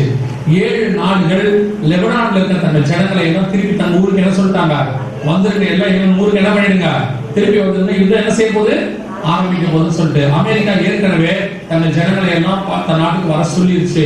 இப்ப எல்லா பக்கத்திலும் யுத்தத்துக்கான மேகம் சூழ தொடங்கி இருக்கிறது. இந்த யுத்தத்துல இப்போ ரஷ்யா இப்போ நான் சொல்றது நேற்று தலையை விட்டுருக்குது. எப்படி தலையை விட்டுருக்குது அப்படின்னு கேட்டீங்கன்னா, இப்போ நேற்று நைட்டு அமெரிக்காவும் இங்கிலாந்தும் சேர்ந்து என்ன பண்ணாங்க, ஏமன் பகுதியை அடிச்சாங்க. நேற்று நைட் அடிச்சாங்க. அடிச்ச உடனே ரஷ்யா சொல்றதுக்கு இது அப்பட்டமான அத்துமீறல், இதை நாங்கள் ஏற்றுக்கொள்ள முடியாது அப்படின்னு சொல்லி முதல் முறையா ரஷ்யா உள்ள நுழையுது. சோ பைபிள் சொன்ன எசேக்கியேல் 38ஆம் அதிகாரம் 39ஆம் அதிகாரம் 2 அதிகாரத்துல சொல்லி இருக்கிற யுத்தம் தொடங்கிருச்சு. தொடங்க போது இல்ல, நாங்க ஒருவேளை போன வரும்போது உங்களுக்கு சொல்லி இருக்கோம் தொடங்க போகுதுன்னு. இப்ப தொடங்கிருச்சு. 10 வருஷத்துக்கு முன்னாடி கர்த்தர் என்னென்ன காரியங்கள்லாம் வேதத்துல சொல்லி நடக்கும்னு சொன்னாரோ, இந்த 10 வருஷத்துல அது எல்லாமே நடந்துருச்சு. சில காரியங்கள்லாம் நிறைவேறிடுச்சு. இப்ப அடுத்த 7 வருஷத்துக்குள்ள இந்த யுத்தம் மிகப்பெரிய யுத்தம். அடுத்த 7 வருஷம் அடுத்த வருஷத்துல இல்ல, இப்ப ஜனவரியில நான் சொல்றேன், இப்பவே எல்லாம் வேகமாக செய்ய தொடங்கிருச்சு. இனி வருகிற நாட்கள் எல்லாமே மிக மோசமான நாட்கள் உலகத்துக்கு. கிட்டத்தட்ட பைபிள் கணக்கு நான் சொல்றேன், உலக கணக்கு நான் சொல்லல, பைபிள் கணக்கு சொல்றேன். இன்னைக்கு உள்ள மக்கள் தொகையில 200 கோடி பேர் சாவாங்க. 200 கோடி பேர் சாவாங்க. பைபிள் கணக்கு நான் சொல்றேன்.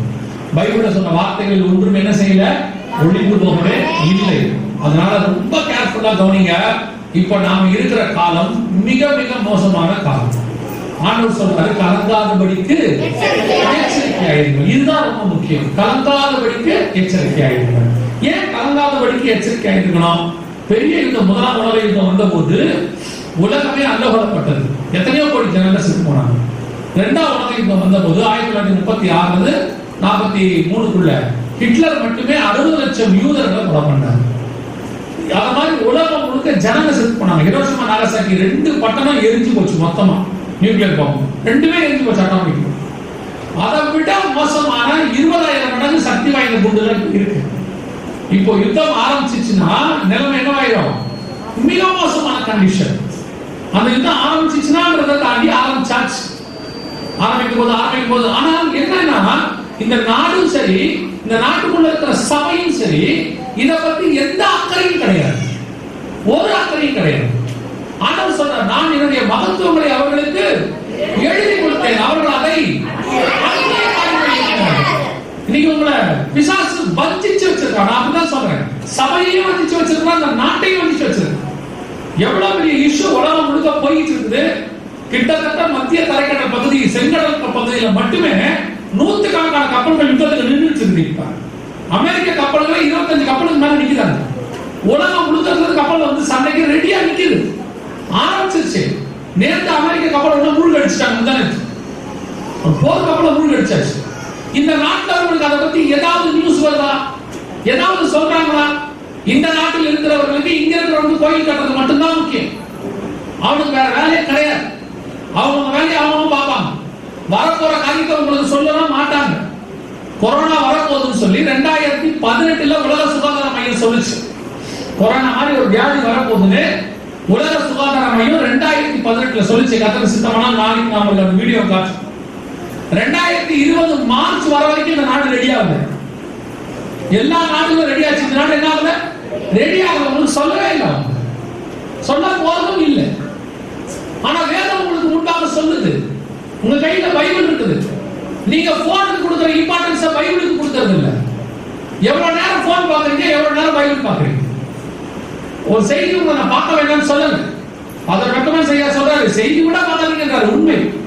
ஏன்னா அதாவது செய்தியிலேயே மோசமான காரியங்கள் வருது. வர செய்தியில 70% பொய், 30% தான் உண்மை. அந்த 30% உங்களுக்கு தெரியுதா? அதை பத்தின கவலை ஏதாவது கொஞ்சமாவது இருக்குதா? இன்னும் உங்களை வேற மாதிரி ஒரு சில ஊழியக்காரங்க நடத்திக்கிட்டே இருக்கிறாங்க. நீங்களும் அதைத்தான் கேட்டுட்டே இருக்கிறீங்க. இன்னும் கவலைப்படாதீர்கள், இன்னும் உங்களுக்கு வீடு கொடுப்பார், கார் கொடுப்பார், அதை கொடுப்பார், பொண்ணுக்கு கல்யாணம் பண்ணி வைப்பார், பையனுக்கு வெளிநாட்டுல வேலை கொடுப்பார். இதையெல்லாம் நீங்க ஜெபிச்சாலும் ஜெபிக்காவிட்டாலும் ஏற்ற நேரத்தில் கர்த்தர் செய்வார். உங்களுக்கு என்ன தேவை என்பதை பரமபிதா முன்பே அறிந்திருக்கிறார். அவருக்கு எல்லாம் தெரியும். பைபிள்ல எங்கேயாவது இயேசு உலக பிரகாரமான காரியத்தை ஜெபம் பண்ண சொல்லியிருக்கிறாரா?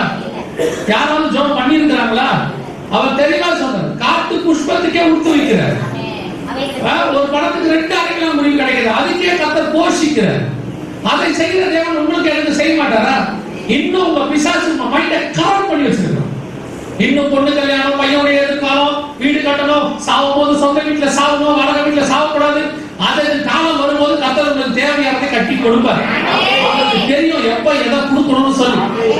உங்களுக்கு 1 கிலோமீட்டருக்குள்ள வேலை இருக்குதுன்னா ஆண்டவர் சைக்கிள் கொடுப்பார். 10 கிலோமீட்டர் மேல வேலை போகுதுன்னா பைக் கொடுக்க போறாரு. வெளிநாட்டுக்கு வேலைக்கு போனோம்னா பிளைட்டுக்கு டிக்கெட் கொடுக்க போறாரு. தேவனுக்கு தெரியாத எதுவுமே. இன்னைக்கு உங்களை பிசாசு கரெக்ட் பண்ணி வஞ்சித்து பெரிய ஆண்டவர் சொல்றாரு, நீங்கள் கொசுவை வடிகட்டி ஒட்டகத்தை என்ன செய்வீங்க? ஆமா, சின்ன சின்ன விஷயத்தை அப்படியே ரொம்ப கேர்ஃபுல்லா பாக்குறது. அடுத்து முதலமைச்சர் யார் வருவா? 2014 2024 யார் பிரதமர் ஆகிறா? யார் வந்தா உங்களுக்கு என்ன? நீங்க என்ன பிரதமர் வந்துட்டாருன்னா உடனே நாட்டு விட்டு வாடி போயிருவீங்களா? எனக்கு பிடிக்காத பிரதமர் வந்துட்டாரு, நான் வந்த கடவுளை குதிச்சு நான் லட்சத்தீவு பக்கம் போறேன், போக போறீங்களா? போக போகல தானே.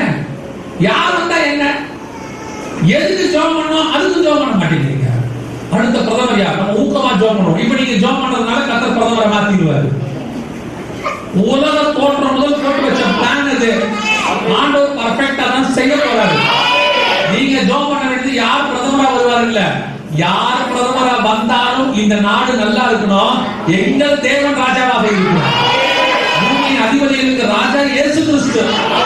நீங்களும் கடைசியா 2 எலெக்ஷனுக்கு ஜெபம் தான் பண்ணீங்க. யார் வரக்கூடாதுன்னு நினைச்சீங்களோ அவங்க தானே வந்தாங்க. உண்மையை சொல்லுங்க, யார் வரக்கூடாதுன்னு நினைச்சீங்களோ அவங்க தானே வந்தாங்க. நீங்க ஜெபம் பண்ண மெஜாரிட்டியில வராங்க. அப்ப நீங்க புரிஞ்சுக்கணும், நம்ம ஜெபத்துக்கு பவர் வேற மாதிரி போயிட்டு இருக்குது. நாம ஜெபம் பண்றது ஆண்டவர் வேற மாதிரி செய்யறாரு. நான் அம்மா இருக்கிற வரைக்கும் நீங்களும் ஜெபம் பண்ணி பாத்தீங்க. அந்த அம்மா இருக்கிற வரைக்கும் உங்களால மாத்த முடிஞ்சுச்சா? அது ஃபுல் மெஜாரிட்டியில வந்துச்சு. ஏதோ நீங்க ஜெபம் பண்றது நிறுத்திட்டீங்க, சாமி பண்ணிட்டாரு. நீங்க தயவு செஞ்சு மேடம் ஜெபம் பண்ணாதீங்க. எதுக்கு ஜெபம் பண்ணணும் பைபிள் சொல்லுது, அதுக்கு ஜெபம் பண்ணுங்க. நேபுகாத் நேச்சாராக இருந்தாலும் சரி, கோரேசாக இருந்தாலும் சரி. நான் சொல்றேன், நேபுகாத் நேச்சார் பீரியட்ல தேவ ஜனங்கள் நல்லா இருந்தாங்க. அகாஸ்வேரு ராஜா காலத்துல தேவ ஜனங்கள் நல்லா இருந்தாங்க. ஆனா ரெகபியாம் காலத்துல தேவ ஜனங்கள் துன்பத்தை அனுபவித்தாங்க.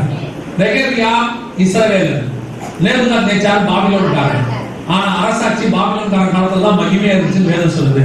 கர்த்தர் யாரை கொண்டு எப்ப என்ன செய்யணுமோ அதை செய்ய வல்லமை. கர்த்தர் நினைச்சா யோசேப்பை எகிப்துல கூட பிரதமரா மாத்திடுவார். நீங்க எதுக்கு புடிச்சிட்டு அழுவுறிய? 72 மணி நேரம் உபவாசம் போட்டு நீர் அவரை கொடுத்தாலே ஆச்சு. 6 மாசம் கொண்டு உட்கார. இப்ப 10ஆவதுக்கு இப்ப இந்தியா விட்டு அமெரிக்காவுக்கு வர போறிய. அமெரிக்க ஜனாதிபதியா யார் வருவார்? யார் வந்தா உங்களுக்கு என்ன? அமெரிக்காவுக்கு யார் வேணா ஜனாதிபதியா வரட்டும். ஆப்பிரிக்கா இந்த வருஷம் மட்டுமே 2024 மட்டுமே 46 நாட்டுல எலெக்ஷன் நடக்குது, இந்தியா உட்பட. இப்ப 46 நாட்டுக்கு ஜெபம் பண்ணுவீங்களா? உங்களுக்கு வீட்டுல யார் வர போறாருன்னே தெரியல. நீங்க சொல்றீங்க திடீர்னு வந்து நிக்கிறாங்க, நாங்க எதிர்பார்க்கவே இல்லை. உங்க வீட்டுக்கே யார் வர்றாருன்னு தெரியல. அமெரிக்காவுக்கு யார் வந்தாங்க? இன்னைக்கு கடைசி காலத்துல வஞ்சிக்கிற காரியம், தேவையில்லாத ஜெபம். ஆண்டவர் சொல்றாரு, ஒன்னதுக்கு பயப்படாதீங்க. மோடி வரா. மோடி வந்தா என்ன? இந்த 9 வருஷம் என்ன ஐடியா? என்ன நடந்துச்சு? சரி, மோடி வரதுக்கு முன்னாடி என்ன கிறிஸ்தவர்கள் என்ன தலையில தூக்கி வச்சுட்டு ஆடினாங்களா? அப்பவும் அடிக்கிறவன் அடிச்சுக்கிட்டு தான் இருந்தான். அப்பவும் சர்ச்சை இடிச்சுட்டு தான் இருந்தாங்க. யார் வந்தாலும் சபைக்கு உபத்திரமும் உண்டு. உங்க மைண்ட் செட் அப்படி ஆயிடுச்சு. காங்கிரஸ் வந்தா ஒரு பிரச்சனை இல்ல, மோடி வந்தாதான் பிரச்சனை. நான் சொல்றேன், யார் வந்தாலுமே பிரச்சனை கிடையாது நமக்கு. ஏன் தெரியுமா? அவங்க எல்லாருக்கும் ராஜா இந்தியாவுக்கு, நமக்கு ராஜா பரலோகத்துக்கு. நமக்கு ராஜா சர்வ வல்லமையுள்ள ராஜா. வெளிப்பாட்டு விசேஷம் 1ஆம் அதிகாரம் 5ஆம் வசனத்தை வாசிச்சு பாருங்க. உண்மையுள்ள சாட்சியும் மரித்தோரிலிருந்து முதல் பிறந்தவரும் பூமியின் ராஜாக்களுக்கு அதிபதியுமான இயேசு கிறிஸ்து. அவர்தானே ராஜாவா இருக்கிறாரு. அவங்கதான் சும்மா எதையாவது உங்களுக்கு சொல்லிக் கொடுக்கணும், சும்மா இல்ல முடியாம பிரேயர் நடத்திட்டு இருக்காங்க. போங்க, நல்லா மனமார் போட்டு வீட்டுல ஜெபம் பண்ணுங்க. நீங்கள் உங்களுக்காகவும் உங்கள் பிள்ளைகளுக்காகவும் இயேசு சொல்லிட்டு போனார். அது கழுவுங்க முதல்ல. என் பிள்ளை ரட்சிக்கப்படணும், என் கணவர் ரட்சிக்கப்படணும், என் மனைவி ரட்சிக்கப்படணும், என் குடும்ப ஆண்டவருக்குள்ள இருக்கணும். அதுக்கு ஜெபம் பண்ணுங்க.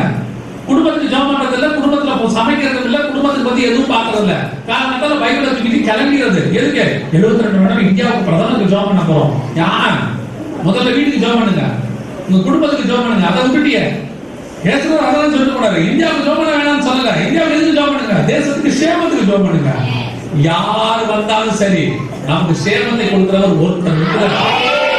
நினைச்சா ராஜாக்களை தள்ளி ராஜாக்களை உங்களுக்கு தெரியுமா?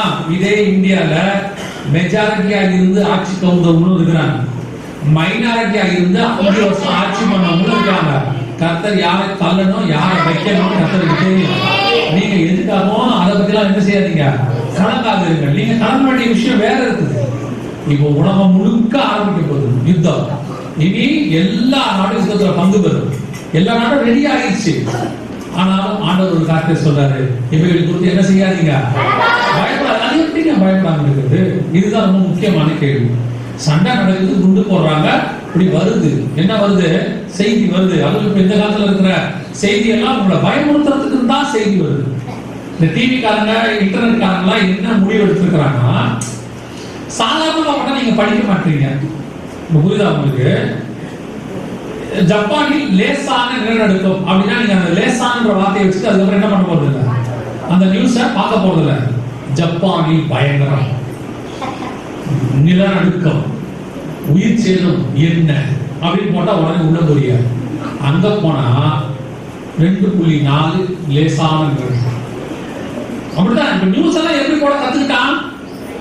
இப்ப நீங்க யூடியூப்லயே எந்த மெசேஜ் பாக்குறீங்க தெரியுமா? கொலை நடந்து வைக்கும் கடைசி கால எச்சரிப்பு, எம்பி ஜெகன் கொலை நடந்துதாமே என்ன இருக்கும் உள்ள போறீங்க. இதுவே நீங்க இப்படி சொல்லி பாருங்க, உங்கள் வாழ்க்கைக்கு தேவையான சில முக்கியமான காரியங்களை அவர் சொல்லுகிறார். ஒரு பயம் உண்டாக மாட்டேங்க. போனா போது வாழ்க்கைக்கு தேவையானதான் நமக்கு தெரியுமே. இனி இந்த யூடியூப்ல போடுறவங்க எப்படி முடிவெடுத்தாங்க தெரியுமா? ஏற்கனவே என் மெசேஜ் தான் சொல்றேன், அது நான் போடுறது இல்ல.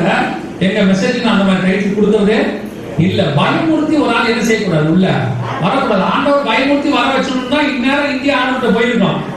இந்தியாவோட வானத்துக்கு நேரம் 2 கை காயப்பட்ட கருத்தோட ரத்தம் சொட்ட சொட்ட வெளியே வந்துச்சுன்னா இந்தியாவில் இருக்கிற அத்தனை பேர் ரட்சிக்கப்பட்டுருவான். ஏன்னா இயேசுநாதர் தான் எல்லாருக்கும் தெரியும். இல்ல மேல இருந்து இயேசுநாதர் அப்படியே ஒரு போட்டோவை காட்டி செத்தீங்களா நீங்கள் எல்லாரும் அடுத்த ரொம்ப நேரத்தில் எல்லாரும் ஏற்றுப்பான். இது வந்து ஆண்டவர் அப்படி செய்ய விரும்பல. இப்ப செய்திகள் எப்படி வருது? வரும்போதே அப்படிதான் வருது. அந்த கொரோனா நேரத்தில் நீங்க செய்தியை பார்த்துக்கணுமே, கொத்து கொத்தாய் மாட்டேங்கிறாங்க. பிணங்களை எரிக்க வழி இல்லை. ரோடுகள் தோறும் பணங்கள் குவிந்து இருக்கிறது. சும்மா இருக்கிறவனுக்கு சுவர் வந்துருச்சு. என்னாச்சு, என்ன நடக்குது தெரியல. இதுல வேற திடீர்னு நம்மளுக்கு எதிர்த்து ஒரு செத்து போயிடுவாரு. கதை முடிஞ்சு. ஜன்னல் கதவு எல்லாம் மூடி பாத்ரூம்ல உட்காந்துருக்கான். அப்படியே நான் வெளில வரவே மாட்டேங்க. கொரோனா வந்து சொன்னா நம்ம நாட்டுல அப்படி அதை என்ன கத்து வச்சுக்கிட்டான்? மீடியாக்காரன் கத்து வச்சுக்கிட்டான், டிவி காரன் கத்து வச்சுக்கிட்டான். இப்ப என்ன பண்றாங்க? நியூஸ் எப்படி போறாங்க? போடுற நியூஸுக்கே நமக்கு பார்க்கும் போது நெஞ்செல்லாம் அடிக்குது. நான் டிவி பார்க்கறது நிறுத்தியே ரொம்ப நாள் ஆச்சு. நிறுத்திட்டேன், டிவி பார்க்கறது நிறுத்திட்டேன், நியூஸே பார்க்கறது நிறுத்திட்டேன். ஏன்னா நமக்கே கொரோனா நேரத்துக்கு கொஞ்ச நேரம் பார்த்தேன், இருந்தேன்னா வலிக்க ஆரம்பிச்சிருச்சு. என்ன இவன் எப்படி பைபிளுக்கும் இவனுக்கும் அப்படியே ஆப்போசிட். இவன் என்ன சொல்றானா, உங்கள் ஏரியாவில் நுழைந்திருக்கிறதா கண்காணியுங்கள். ஆண்டவர் சொல்றாரு, உன் பக்கத்தில் 1000 பேரும் உன் வாரத்தில் 10,000 பேர் விழுந்தாங்க. எல்லாம் தெரியும், எல்லாம் வேகமா சொல்லும், பார்க்காம சொல்லும். ஆனா எதிர் வீட்டுல கொரோனா வந்தா மட்டும் பயம். பக்கத்துல விழுந்தா என்ன, எதிர் வீட்டுல விழுந்தா என்ன, ஆம்புலன்ஸ் அவங்க கேட்கணும் சொல்றோம். ஏன் என் வீட்டுக்கு ஆம்புலன்ஸ் சொல்றாங்க, பக்கத்து வீட்டுக்கு வந்தா பரவாயில்ல. ஏன் உங்களுக்கு அந்த பயம்? ஆண்டவர் தான் சொல்றாரு. இப்ப நீங்க கொரோனா பாத்தீங்கல்ல, அது கிரைம் தான். இதுக்கப்புறம் தான் மெயின் வரப்போகுது. இந்த வருஷம் அடுத்த வருஷம் இந்த 7 வருஷத்துக்குள்ள நீங்கள், நான் திருப்பி சொல்றேன், இப்ப சமாதானமா இருக்கு நினைக்காதீங்க. ஆண்டவர் உலகம் முழுக்க தலைவர்களை மாத்துறாரு, பல்கா மாத்துறாரு. 46 நாடு, இன்னும் சொல்ல போனா குறைஞ்சபட்சம் 46க்கு மேல இருக்கு, 46க்கு கீழே இல்ல. அத்தனை நாட்டுக்கு தலைவரை மாத்துறாரு. நீங்க பாத்துருக்கீங்களா? ஒரு ஆட்சி வந்த உடனே, இதெல்லாம் நான் சொல்றது உலக பிரதமர் ஒரு புரியுதுக்காக சொல்றேன். இப்ப டிஎம்கே ஆட்சி வந்த உடனே என்ன பண்ணுவாங்கன்னா, கூண்டோட ஆபீசஸ் மாத்துவாங்க, பாத்துருக்கீங்களா? ஏன்னா இவங்க எல்லாம் போன கவர்மெண்ட்டுக்கு எப்படி இருந்திருப்பாங்க? ஆப்போசிட்டா ஆதரவா இருந்தவங்களா இவங்க தெரிஞ்சிச்சு. இவங்க என்ன பண்ணிடுவாங்க, அப்படியே கூண்டோட மாத்துவாங்க. IAS IPS எல்லாத்தையும் மாத்திட்டு இவங்களுக்கு ஏற்ற மாதிரி ஒரு ஆளை என்ன செய்வாங்க. அதே மாதிரி தான் இந்த வருஷம் மட்டுமே கிட்டத்தட்ட 46 நாடு, அதிகபட்சம் 60-70 நாடுகளுக்கு மேல தலைவர்கள் இருக்காங்க. கர்த்தர் 70 நாட்டுக்கு தலைவரை கொண்டாடுறாரு, கூண்டோட மாத்துறாரு. அப்ப நான் யோசிச்சு பாருங்க, ஏதோ ஒரு மிக முக்கியமான காரியத்தை கர்த்தர் பூமியில செய்ய போறாரு. எந்த வருஷம் இல்லாம இந்த வருஷம் அப்படி நடக்குது. இப்ப நாம என்ன செய்யணும், நமக்கு தெரியும் இதை பத்தி வரக்கூடாது கொஞ்சம். ஆனா நம்ம என்ன, உங்களை அப்படியே திருப்பிட்டான். ஆண்டவர் சொல்றாரு, பயப்படாது, இது நடக்கும், கண்டிப்பா நடக்கும். ஒரு மிகப்பெரிய யுத்தம் வந்து மிகப்பெரிய பேரழிவை ஏற்படுத்தும். இந்த நியூக்ளியர் வார் ஒன்று வரப்போது ஆண்டவர் சொல்லி இருக்கிறார். பைபிள் ஆண்டவரே சொல்லி இருக்கிறார். பாருங்க, கொரோனாவுக்கு நீங்க எல்லாம் மூக்க பத்திட்டு போனீங்களா இல்லையா? எசையா 39:11 வாசி. இது வரதுக்கு முன்னாடி 3 வருஷத்துல இருந்து நாங்க சொல்றோம், 2018ல இருந்து. இஸ்ரவேல் தேசத்திலே சமுத்திரத்துக்கு கிழக்கே பிரயாணக்காரர்கள் பள்ளத்தாக்கை புதைக்கிற சாணமாக கோகுக்கு கொடுப்பேன். அது வழிபோக்கர் மூக்கை பொத்திக் கொண்டு போக பண்ணும். வழிபோக்கர் மூக்கை பொத்திக் கொண்டு போக பண்ணும். எதுக்கு புதைக்கிற இடத்துல மூக்க பொத்துறாங்க?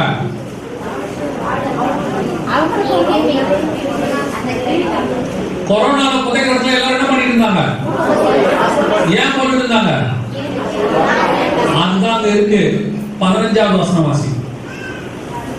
தேசத்தில் சுற்றி திரிகிறவர்கள் திரிந்து கொண்டிருப்பார்கள். யாராவது ஒருவன் மனுஷனின் எலும்பை காணும்போது புதைக்கிறவர்கள் அதை ஆமோன் கோகுடைய பள்ளத்தாக்கிலே புதைக்கும் மட்டும் அதன் தண்டையிலே ஒரு அடையாளத்தை நாட்டுவான். ஏன் ஒரு எலும்பை பார்த்தா கூட புதைக்கிற வரைக்கும் அதை விடாம மார்க் பண்ணி வைப்பாங்க. புதைக்கிற வரைக்கும் விட மாட்டாங்க. ஒரு எலும்பை பார்த்தா கூட, இப்பெல்லாம் பாருங்க, ரோட்ல எலும்பு பார்த்தா சாதாரணமா போவோம்ல. யாராவது சுடுகாடு ஓரம் நடந்து போயிருக்கீங்களா உங்க லைஃப்ல? நாங்களாம் சுடுகாடு ஓரமே குடியிருந்த ஆட்கள். அப்பெல்லாம் காம்பவுண்ட் கிடையாது சுடுகாட்டுக்கு. அந்த பக்கமா நீங்க நடந்து போனீங்கன்னா முன்னாடி புதைச்சி எரிச்சவங்க எலும்பு இருக்குல்ல, அந்த ஓரமா கிடக்கும். பாட்டு 1-2 கிடக்கும். சில நேரத்தில் நம்ம பார்த்துட்டே போவோம், அங்க இருக்கிற பசங்க எடுத்து விளையாடிட்டு இருப்பாங்க. அவங்க அதெல்லாம் பயப்பட மாட்டாங்க. ஆனா புதைக்கிறவங்களுடைய எலும்பை பார்த்தா ஏன் எடுத்து புதைக்கணும்? நம்ம அப்படி எலும்பை திருப்பி நம்ம என்ன பண்றது இல்ல, புதைக்கிறத ஏன் புதைக்கணும்? ஏன் மூக்க பொத்தணும்? இதெல்லாம் யோசிச்சு பாருங்க, எதனால அப்படி நடக்குதுன்னு பாருங்க. வாசிங்க சகரியாவின் புஸ்தகம் 14ஆம் அதிகாரம் 12. எருசலேமுக்கு விரோதமாக எல்லா ஜனங்களையும் கர்த்தர் வாதிக்கும் வாதையாவது, அவர்கள் காலூன்றி நிற்கையிலும் அவர்களுடைய சதை அழிந்து போகும். காலூன்றி நிற்கும் போதே சதை அழிந்துமா? அடுத்து அவர்கள் கண்கள் தங்கள் குழியிலே கெட்டு போயிருமா? அவர்கள் நாவு அவர்கள் வாயிலே அழுகி போகும். வாயிலே நாக்கு அழுகிருமா? அடுத்து அந்நாளிலே கர்த்தரால் பெரிய கலக்கம் அவர்களுக்குள் உண்டாகும். யாருக்கு இப்படி நடக்கும்? நியூக்ளியர் வார்ல பாதிக்கப்படுறவங்களுக்கு தான் சதை அழுகி போகும், கண் குழியில கெட்டு போகும், நாக்கு வாயிலே அழுகி போகும். 14-12 சதவீதம். இதெல்லாம் 2500 வருஷம் 3000 வருஷத்துக்கு முன்னாடி இருக்குது. நீங்க இப்பதான் மூக்க பொத்த ஆரம்பிச்சிருக்கிறீங்க. இந்த வருஷம் ஆரம்பிக்கும் போதே சிங்கப்பூர்ல சொல்லிட்டாங்க, எல்லாரும் மூக்க பொத்தணும்னு சொல்லிட்டாங்க, மாஸ்க் போட சொல்லிட்டாங்க. 56,000 பேருக்கு கொரோனா வந்துருச்சு, மாஸ்க் கட்டாயம்னு சொல்லிட்டாங்க.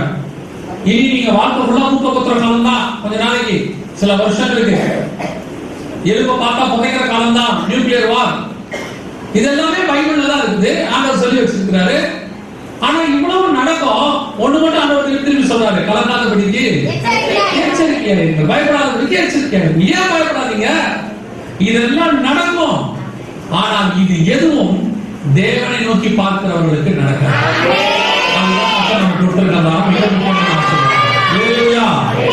மாயமும் கூடாரத்தை அணுகாது பொல்லாப்பு. அவ்வளவுதான் சொல்ற பாருங்க, அழகா அந்த சங்கீதத்துல சொல்வாரு, பகலில் பறக்கும் அம்புக்கும். பகல்ல பறக்கிற அம்பு என்ன தெரியுமா? ஏவுகணை விட்டுட்டு இருக்கிறாங்க பாருங்க. அன்னைக்கு அம்பு வில்ல வச்சு விட்டா, இன்னைக்கு ஏவுகணை என்ன செய்யறாங்க? வானத்துல ஒரு மிஷின்ல இருந்து அடிக்கிறான் இங்க இருந்து.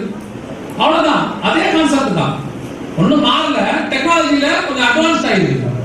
இப்போ ஏவுகணை பறக்குது, அடுத்து இத்தனை ஏவுகணை விட்டாங்க. இப்போ அதான் சொல்லிட்டு இருக்காங்க, இஸ்ரேல் மேல் இத்தனை ஏவுகணை, லெபனான் மேல் இத்தனை ஏவுகணை, எல்லா ஏவுகணை தான் அடிப்பான். பகலில் பறக்கும் அம்பு ஏவுகணைக்கும் அவ்வளவுதான். ரெண்டு இப்ப இருக்கு கணக்கு முன்னாடி. ஆனா ஆண்டவர் சொல்றாரு கலங்காதபடிக்கு இவர்களுக்கு நடுவில் பறந்து காக்கிற பட்சியை போல தேவன் நம்மை பாதுகாக்கிறார். உங்களுக்கு ஆண்டவர் கொடுக்கிற மிக முக்கியமான வார்த்தை எச்சரிப்பு என்ன தெரியுமா? கலங்காதபடி, பயப்படக்கூடாது. ஏன் தெரியுமா? உலக பிரகாரமும் சரி, ஸ்பிரிச்சுவலாவும் சரி, பயம் ஒரு ஆபத்தான விஷயம். பயம் ஒரு பாவம். முதல்ல இயற்கையாகவே நமக்குள்ள பய உணர்வு ஆதாம் வழியா வந்துருச்சு. எப்படி வந்துச்சு? பழம் சாப்பிட்ட உடனே 3ஆம் அதிகாரத்துல இருக்கு ஆதியாகமத்தின் புத்தகத்துல, பழம் சாப்பிட்ட உடனே வசனம் சொல்லுது, தேவரின் தோட்டத்தில் உலாவுகிற சத்தத்தை கேட்டு பயந்து விருட்சங்களுக்குள்ளே ஒளிந்து கொண்டார். அப்ப ஆண்டவர் உலாவுகிற சத்தத்தை கேட்டு அவனுக்கு என்ன வந்துச்சு? ஃபர்ஸ்ட் இதுதான் ஃபர்ஸ்ட் முதல்ல வந்த பாவம். இப்ப அடுத்து நரகத்துக்கு போறவங்க லிஸ்ட பத்தி பைபிள் சொல்லுது 21ஆம் அதிகாரத்துல 8வது வசனம் வாசிங்க. வெளிப்படுத்தல் 21:8. பயப்படுகிறவர்களும் அவிசுவாசிகள். அப்போ முதல்ல அந்த லிஸ்ட்ல யார் இருக்கிறா? அதுதான் ஆண்டவர் சொல்றாரு கலங்காதபடிக்கு எச்சரிக்கை. என்ன நடந்தாலும் சரி, எதுக்கு தெரியுமா பயப்படக்கூடாது? ஒண்ணு தெரிஞ்சுக்கணும் நல்லா. ஒண்ணு, இவைகளுக்கு நடுவில் இருந்து கர்த்தர் நம்மை பாதுகாக்க போறாரு. ஒருவேளை இதுக்கு நடுவுல நமக்கு ஜீவன் போகணும்னு கர்த்தர் முடிவு பண்ணா நம்ம ஜீவன் பரலோகத்துக்கு போகும். அது சந்தோஷமான விஷயம். ரெண்டுமே சந்தோஷம் தான். வெச்சாலும் சோத்திரம், எடுத்தாலும் சோத்திரம். அவ்வளவுதான். எதுக்கு இதுக்கு பயப்படுவானே இல்லையா? இங்க இருந்தாலும் சந்தோஷம். என்ன கேட்டா இங்க இருக்கிறத விட அங்க இருக்கிறதா சந்தோஷம் இல்லையா? இங்க வந்து ஆண்டவருடைய கிருபை ஏதோ நமக்கு ஆண்டவர் நல்லா பண்ணி வச்சிருக்காரு. இதை நம்ம சும்மா சொல்லல. ஆனா இங்க இருக்கிற எந்த பிரச்சனையுமே இல்லாம ஒரு சந்தோஷமான ஸ்தலம் இருக்கு. அங்க போறதுக்கு ஆண்டவர் வச்சிருக்கிறாரு.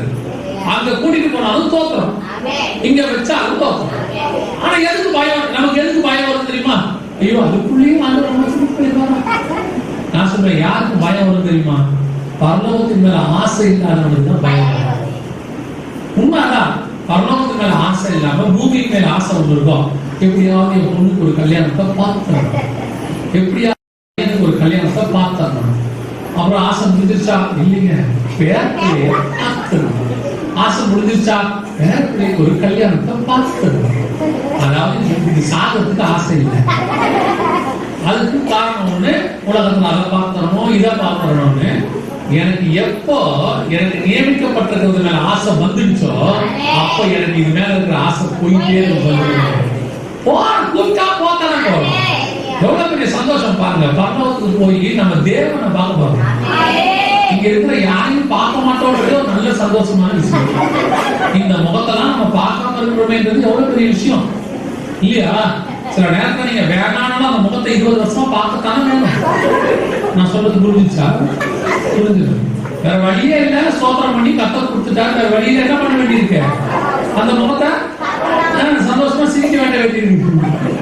அப்படி இதெல்லாம் இல்லாம வெறும் சந்தோஷமா இருக்கிறதுக்கு ஆண்டவர் கூப்பிடுறாரு. வெச்சாலும் தோத்துறோம், எடுத்தாலும் தோத்துறோம். இது ஒண்ணு.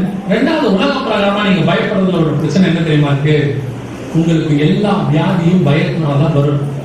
லேட்டஸ்டா கண்டுபிடிச்சிருக்காங்க, அதிகமான சுகர் ஏன் இப்ப வருது, அதிகமான டிப்ரெஷன், அதிகமான ஸ்ட்ரெஸ், பிபி எல்லாமே என்னுடைய காரணம் கேட்டீங்கன்னா கவலை. கவலை ஏன் வருது? பயம். பயம் வந்த உடனே என்ன வந்துடும்? பொண்ணுக்கு எப்படி கல்யாணம் பண்ண போறோமோ அப்படின்னு கவலை வந்தோடனே பயம். அவ்வளவுதான். அந்த பயம் வந்தோடனே ஒரு கவலை வந்துடும். வந்து எப்படிதான் பண்ண போறோம் இதையே யோசிச்சு 45 வயசுல சுகர், 45 வயசுல ஹார்ட் பிளாக், 45 வயசுல பிபி எல்லாம் வந்து. ஆனா எதை பத்தியுமே கவலைப்படாம விட்டு பாருங்க. எங்க வீட்டுல அடிக்கடி என் வயசு கேட்பாங்க, எதை பத்தியுமே கவலை இல்லாம போய்கிட்டே இருக்கிறீங்களே அப்படின்பாங்க. அது ஒண்ணுதான் கதை எனக்கு கொடுத்த திருவிழா. நான் எப்பவும் சொல்லுவேன், வீட்டுக்குள்ள போன உடனே வெளியே இருக்கிறத மறந்துடுவேன், வீட்டை விட்டு வெளியே வந்த உடனே வீட்டை மறந்துடுவேன், ஊழியத்துக்கு வந்தோம்னா எதை மறந்துடுவேன்? வீட்டை மறந்துடுவேன். வீட்டுக்குள்ள போனா வெளியே இருந்த எல்லா பிரச்சனையும் மறந்துடுவேன். நமக்கு ஆண்டவர் திரும்பியே எல்லாத்தையும் கொடுத்து வச்சிருக்காரு. இப்ப நான் இருக்கிறதே பெரிய ஆசீர்வாதம். நான் வேலை பார்த்ததுனா கூட இவ்வளவு ஆசீர்வாதமா இருக்க முடியாது. சந்தோஷமா ஆண்டவர் வச்சிருக்கிறாரு. பாருங்க, என்னை கூப்பிட்டு காலையில் நல்ல சாப்பாடு கொடுத்தாங்க. நான் வேலை பார்த்தா கொடுப்பாங்களா? என் வீட்லயே எனக்கு நல்ல சாப்பாடு கிடைக்காது. ஃப்ரிட்ஜ்ல இருந்து எடுத்து தான் கொடுக்க போறாங்க சூடு. இப்ப இங்க வந்தவொடனே ஃப்ரெஷ்ஷா செஞ்சு கொடுக்குறாரு. எவ்வளவு பெரிய ஆசீர்வாதம்! இந்த மாதிரி ஒரு ஆசீர்வாதத்தை கர்த்தர் வச்சிருக்கிறாரு. அப்படியே இங்க இருந்து டேக் ஆஃப் பண்ணோம்னா அங்க போனா தூதர்கள் அது அதோட சந்தோஷம். எதுக்கு பயப்படுவாங்க? இங்க இருக்கவங்களுடைய பயம் என்ன ஆகும்? ஏதாகும்? என் பொண்ணுக்கு எப்படி கல்யாணம் பண்ணாங்க? உங்களுக்கே கல்யாணம் ஆச்சு இல்ல? கண்டிப்பா உங்க பொண்ணுக்கு ஆயிடும். நான் அடிக்கடி சொல்றேன், நமக்கே ஆயிருக்கு. ஒருத்தர் நமக்கே பொண்ணு கொடுத்துருக்காங்க, நம்ம பையன் தர மாட்டாங்க இல்லையா? நம்மள ஒரு காலத்துல நம்பி ஒருத்த பொண்ணு கொடுத்தானே, நம்மள கத்தனைக்கு ஆசீர்வாதமா வச்சிருக்காரு. நம்ம பிள்ளைகளுக்கு தர மாட்டோம். நம்மளே ஒண்ணுமில்லாத காலத்துல நம்பிட்டாங்க. இப்ப நல்லா ஒரு ஊழியக்காரங்க பையனாவோ பொண்ணாவோ கொடுக்க மாட்டாங்க. இப்ப பேசுறதுக்கு இவனுக்கு எப்படி கல்யாணம் ஆகும்? நமக்கு நான் அப்பப்போ கணக்கே பாருங்க, நமக்கே ஆயிருக்கேன். அவ்வளவுதான். எதுக்கு பயப்படுறிய? என்ன நடக்க போகுது? சோத்திரத்தோட அன்னைக்கு நானு போய் ஒரு இடத்துல உட்காந்து ஸ்வீட் கொடுத்தாங்க, சாப்பிடுறேன். என்ன ஸ்வீட் சாப்பிடுறீங்க? ஏன் ஸ்வீட் சாப்பிட்டா என்ன? உங்களுக்கு சுகர்லாம் இல்லையா? பாருங்க, சுகர் கொடுத்துட்டு ஸ்வீட் இல்ல, ஸ்வீட்டையும் கொடுத்துட்டு உங்களுக்கு சுகர் இருக்குதான்னு கேட்கறாங்க. எதுக்கு அந்த கேள்வி கேட்பானே? கரெக்டா நம்ம நல்லா வச்சிருக்கிறேன். நான் இப்ப பாதி பேரை பார்த்தது இல்லை தெரியுமா உங்களுக்கு? போறாம போறான். நம்ம போனோம்னா கேட்கறான், என்ன இப்படி குண்டாயிட்டீங்க? நம்ம ஒன்னும் அவங்க குண்டுலாம் இல்ல. எனக்கு அப்படி எனக்கு ஒரு ஏதாவது துக்கம் வரும்போது ஆண்டவர் யாரையாவது காட்டுவாரு. அவர் பாத்தீங்கன்னா பைக்ல பாதி இருப்பாரு. அவர் தொகையை தூக்கி டேங்க் மேல இருப்பாரு. ஆண்டவர் சொல்லுவாரு, அந்த ஆளுக்கு நீ எவ்வளவு நல்லா சோத்திரம் நல்லா அவ்வளவுதான். சில ஆட்களை பார்த்தோம்னு வச்சுக்கோங்க, நம்மள சுகர் ஏற்றி விட்டுறான். போனோம்னா இன்னும் இப்படி இருக்கா, உடம்பு கொஞ்சம் குறைக்க கூடாதான். அவனுக்கு குறையில ஆதங்கம். நமக்கு நம்ம இடத்தை பார்த்தோம்னா ஆதங்கம். நம்மளும் என்ன பண்ணிருந்தோமா, ரொம்ப தான் குண்டா இருக்கிறோம் போல, உடம்பு குறைப்போம் அப்படின்னு சொல்லி இது பத்தாத்துக்கு காலங்காத்தால ஒரு ஷூவை வாங்கி ட்ராக் ஷூட் வாங்கி 3 நாளைக்கு வாக்கிங் போறது. 4 நாள் போவாது. அப்புறம் கொஞ்சம் உடம்பு குறைஞ்சவொடனே யாராவது பார்த்து கேட்கலாம், என்ன இப்படி நினைச்சிட்டீங்க? எதுவும் சுகர் இருக்கா செக் பண்ணி பாருங்க. இப்ப எப்படி தானே நாங்க இருக்கிறோம்? ஒல்லியா இருந்தாலும் டென்ஷன் ஆகுறீங்க, குண்டா இருந்தாலும் டென்ஷன் ஆகுறீங்க. நான் அதனால எவனையும் பார்க்கறதே இல்லை. அப்படியே பார்த்து யாராவது கேட்டாலும் அது கேட்கறதே இல்லை. அவன் சொன்னாங்க, நம்ம 3 நாள் மட்டன் சிக்கன் நிறுத்துறோமா, கை கால வேலை வந்துருக்கு. நமக்கு திரும்ப பழக்கப்பட்டு போச்சு. கேரட்டை பார்த்தாலே எனக்கு கண்ணு மங்கிரும். அப்படியே காய்கறியை பார்த்தோன்னே ஒரு மாதிரி டென்ஷனா இருக்கும். ஏன்னா நமக்கு நான் என்ன சொல்லுவேன்னா, காய்கறியை எனக்கு கொடுக்கறதுக்கு பதிலாக அந்த ஆட்டுக்கு கொடுத்துட்டீங்கன்னா நான் ஆட்டையும் சேர்த்து சாப்பிடுறேன். காய்கறி சாப்பிட்டு ஆட்டையும் சேர்த்து நம்மள போய் நீங்க இப்படி குண்டாயிட்ட, நீங்க காலையில எழுந்திரிச்சு கொஞ்சம் தூது வேலை ரசம் எதுக்கு? அப்படி ஒண்ணு உடம்பு காப்பாத்து உலகத்துல வாழணுன்ற அவசியமே கிடையாது. எப்படி பண்ணதுக்கு போன வெஜிடேரியன், இது நான்வெஜ் சாப்பிட முடியாது இங்க மட்டும்தான். முடிஞ்ச வரைக்கும் சாப்பிடுவோம். நம்ம போகும்போது ஆண்டவர் சொல்லணும், உன் கணக்கை சுத்தி ஒரு ஆடு அடிச்சிருக்கேன், 2-3 மாடு சாப்பிட்டுருக்கேன், ஒரு 500-600 கோழி முடிஞ்சு எவ்வளவு கௌரவமா இருக்கு கேட்கணும் இல்லையா? இங்க எல்லாம் தயிர் சாதம் சாம்பார் சாதம், அங்கேயும் போனாலும் மண்ணா வாழ்க்கை நமக்கு நல்லா இருக்காது. அங்க போனா நம்ம பார்த்து மெயின்டைன் பண்ணிக்கலாம். இங்க எவனை பார்த்தாலும் நம்மள பயமுறுத்துறதுக்கே இருக்கான். இப்படி ஆயிட்டீங்க, கண்ணு நல்லா தான் இருக்கு, கண்ணு ஒரு மாதிரியா இருக்குது. நம்ம நல்லா இருக்கிறது எவனுக்கும் என்ன செய்யல, பிடிக்கல. அதனால கவலைப்படாதீங்க. நம்ம மருமகளுக்கு பார்த்தா மாமியாரை பார்த்தா பிடிக்காது. கல்லு மாதிரி 60 வயசு நல்லா திரும்பி எப்படி இருக்கு பாரு. உனக்கு ஆதங்கம், உன்னால முடியல, அதனால முடியல. இந்த அம்மாவுக்கு இப்பவே ஒண்ணும் முடியல. உருளைக்கிழங்கு இருந்துச்சா கை கால் பிடிச்சிக்குது. அந்த அம்மா நல்ல உருளைக்கிழங்கு சிப்ஸ் திக்குது. மாமியாரை பார்த்தா காண்டாவுது. கேள்வி ஒன்னும் ஆகல. ஆமா ஆகாது, ஆகவே ஆகாது. ஆண்டவர் கொடுத்த திரும்ப அதெல்லாம் நான் சொல்றேன் கேளுங்க. எவன் சொன்னாலும் பயப்படாதீங்க, எதுக்கும் பயப்படாதீங்க. பயந்தீங்க உங்களுக்கு யாருக்கு பயந்தா சுகர் வரும். நம்ம முண்டாக்கா இருக்கணும்னு வச்சுக்கோங்க, உடனே இருந்து போறோம். அவனுக்கு என்ன அதை பத்தி? நம்ம தானே சட்டை காட்டு போறோம், அவனை வந்து போட்டு விடுறாங்க. சட்டை காட்டு போற நம்ம அதை பத்தி கவலைப்படாத. எனக்குலாம் ஒரு காலத்துல சாக்ஸ் போட முடியாது, ரொம்ப குண்டா இருந்துச்சு. நான் என்ன பண்ண, பையனை கூட்டிட்டு சாக்ஸ் போட்டு விடுறான்னு என் பையனை போட்டு விட்டா வேலை முடிஞ்சுச்சு. அதுக்காக இவங்க உடம்பு குறைக்கிறதா?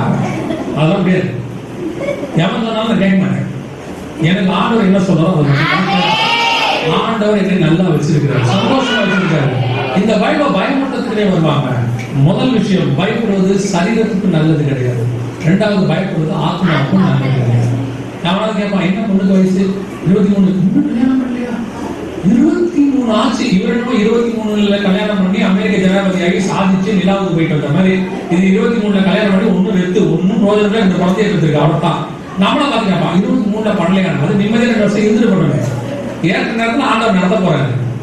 நானும் நம்பிக்கையோட இருக்கேன். ஈசாக்கு 40 வயசுல தான் கல்யாணம் ஆச்சு. 40 ஆனாலும் கல்யாணம் நடக்கும்.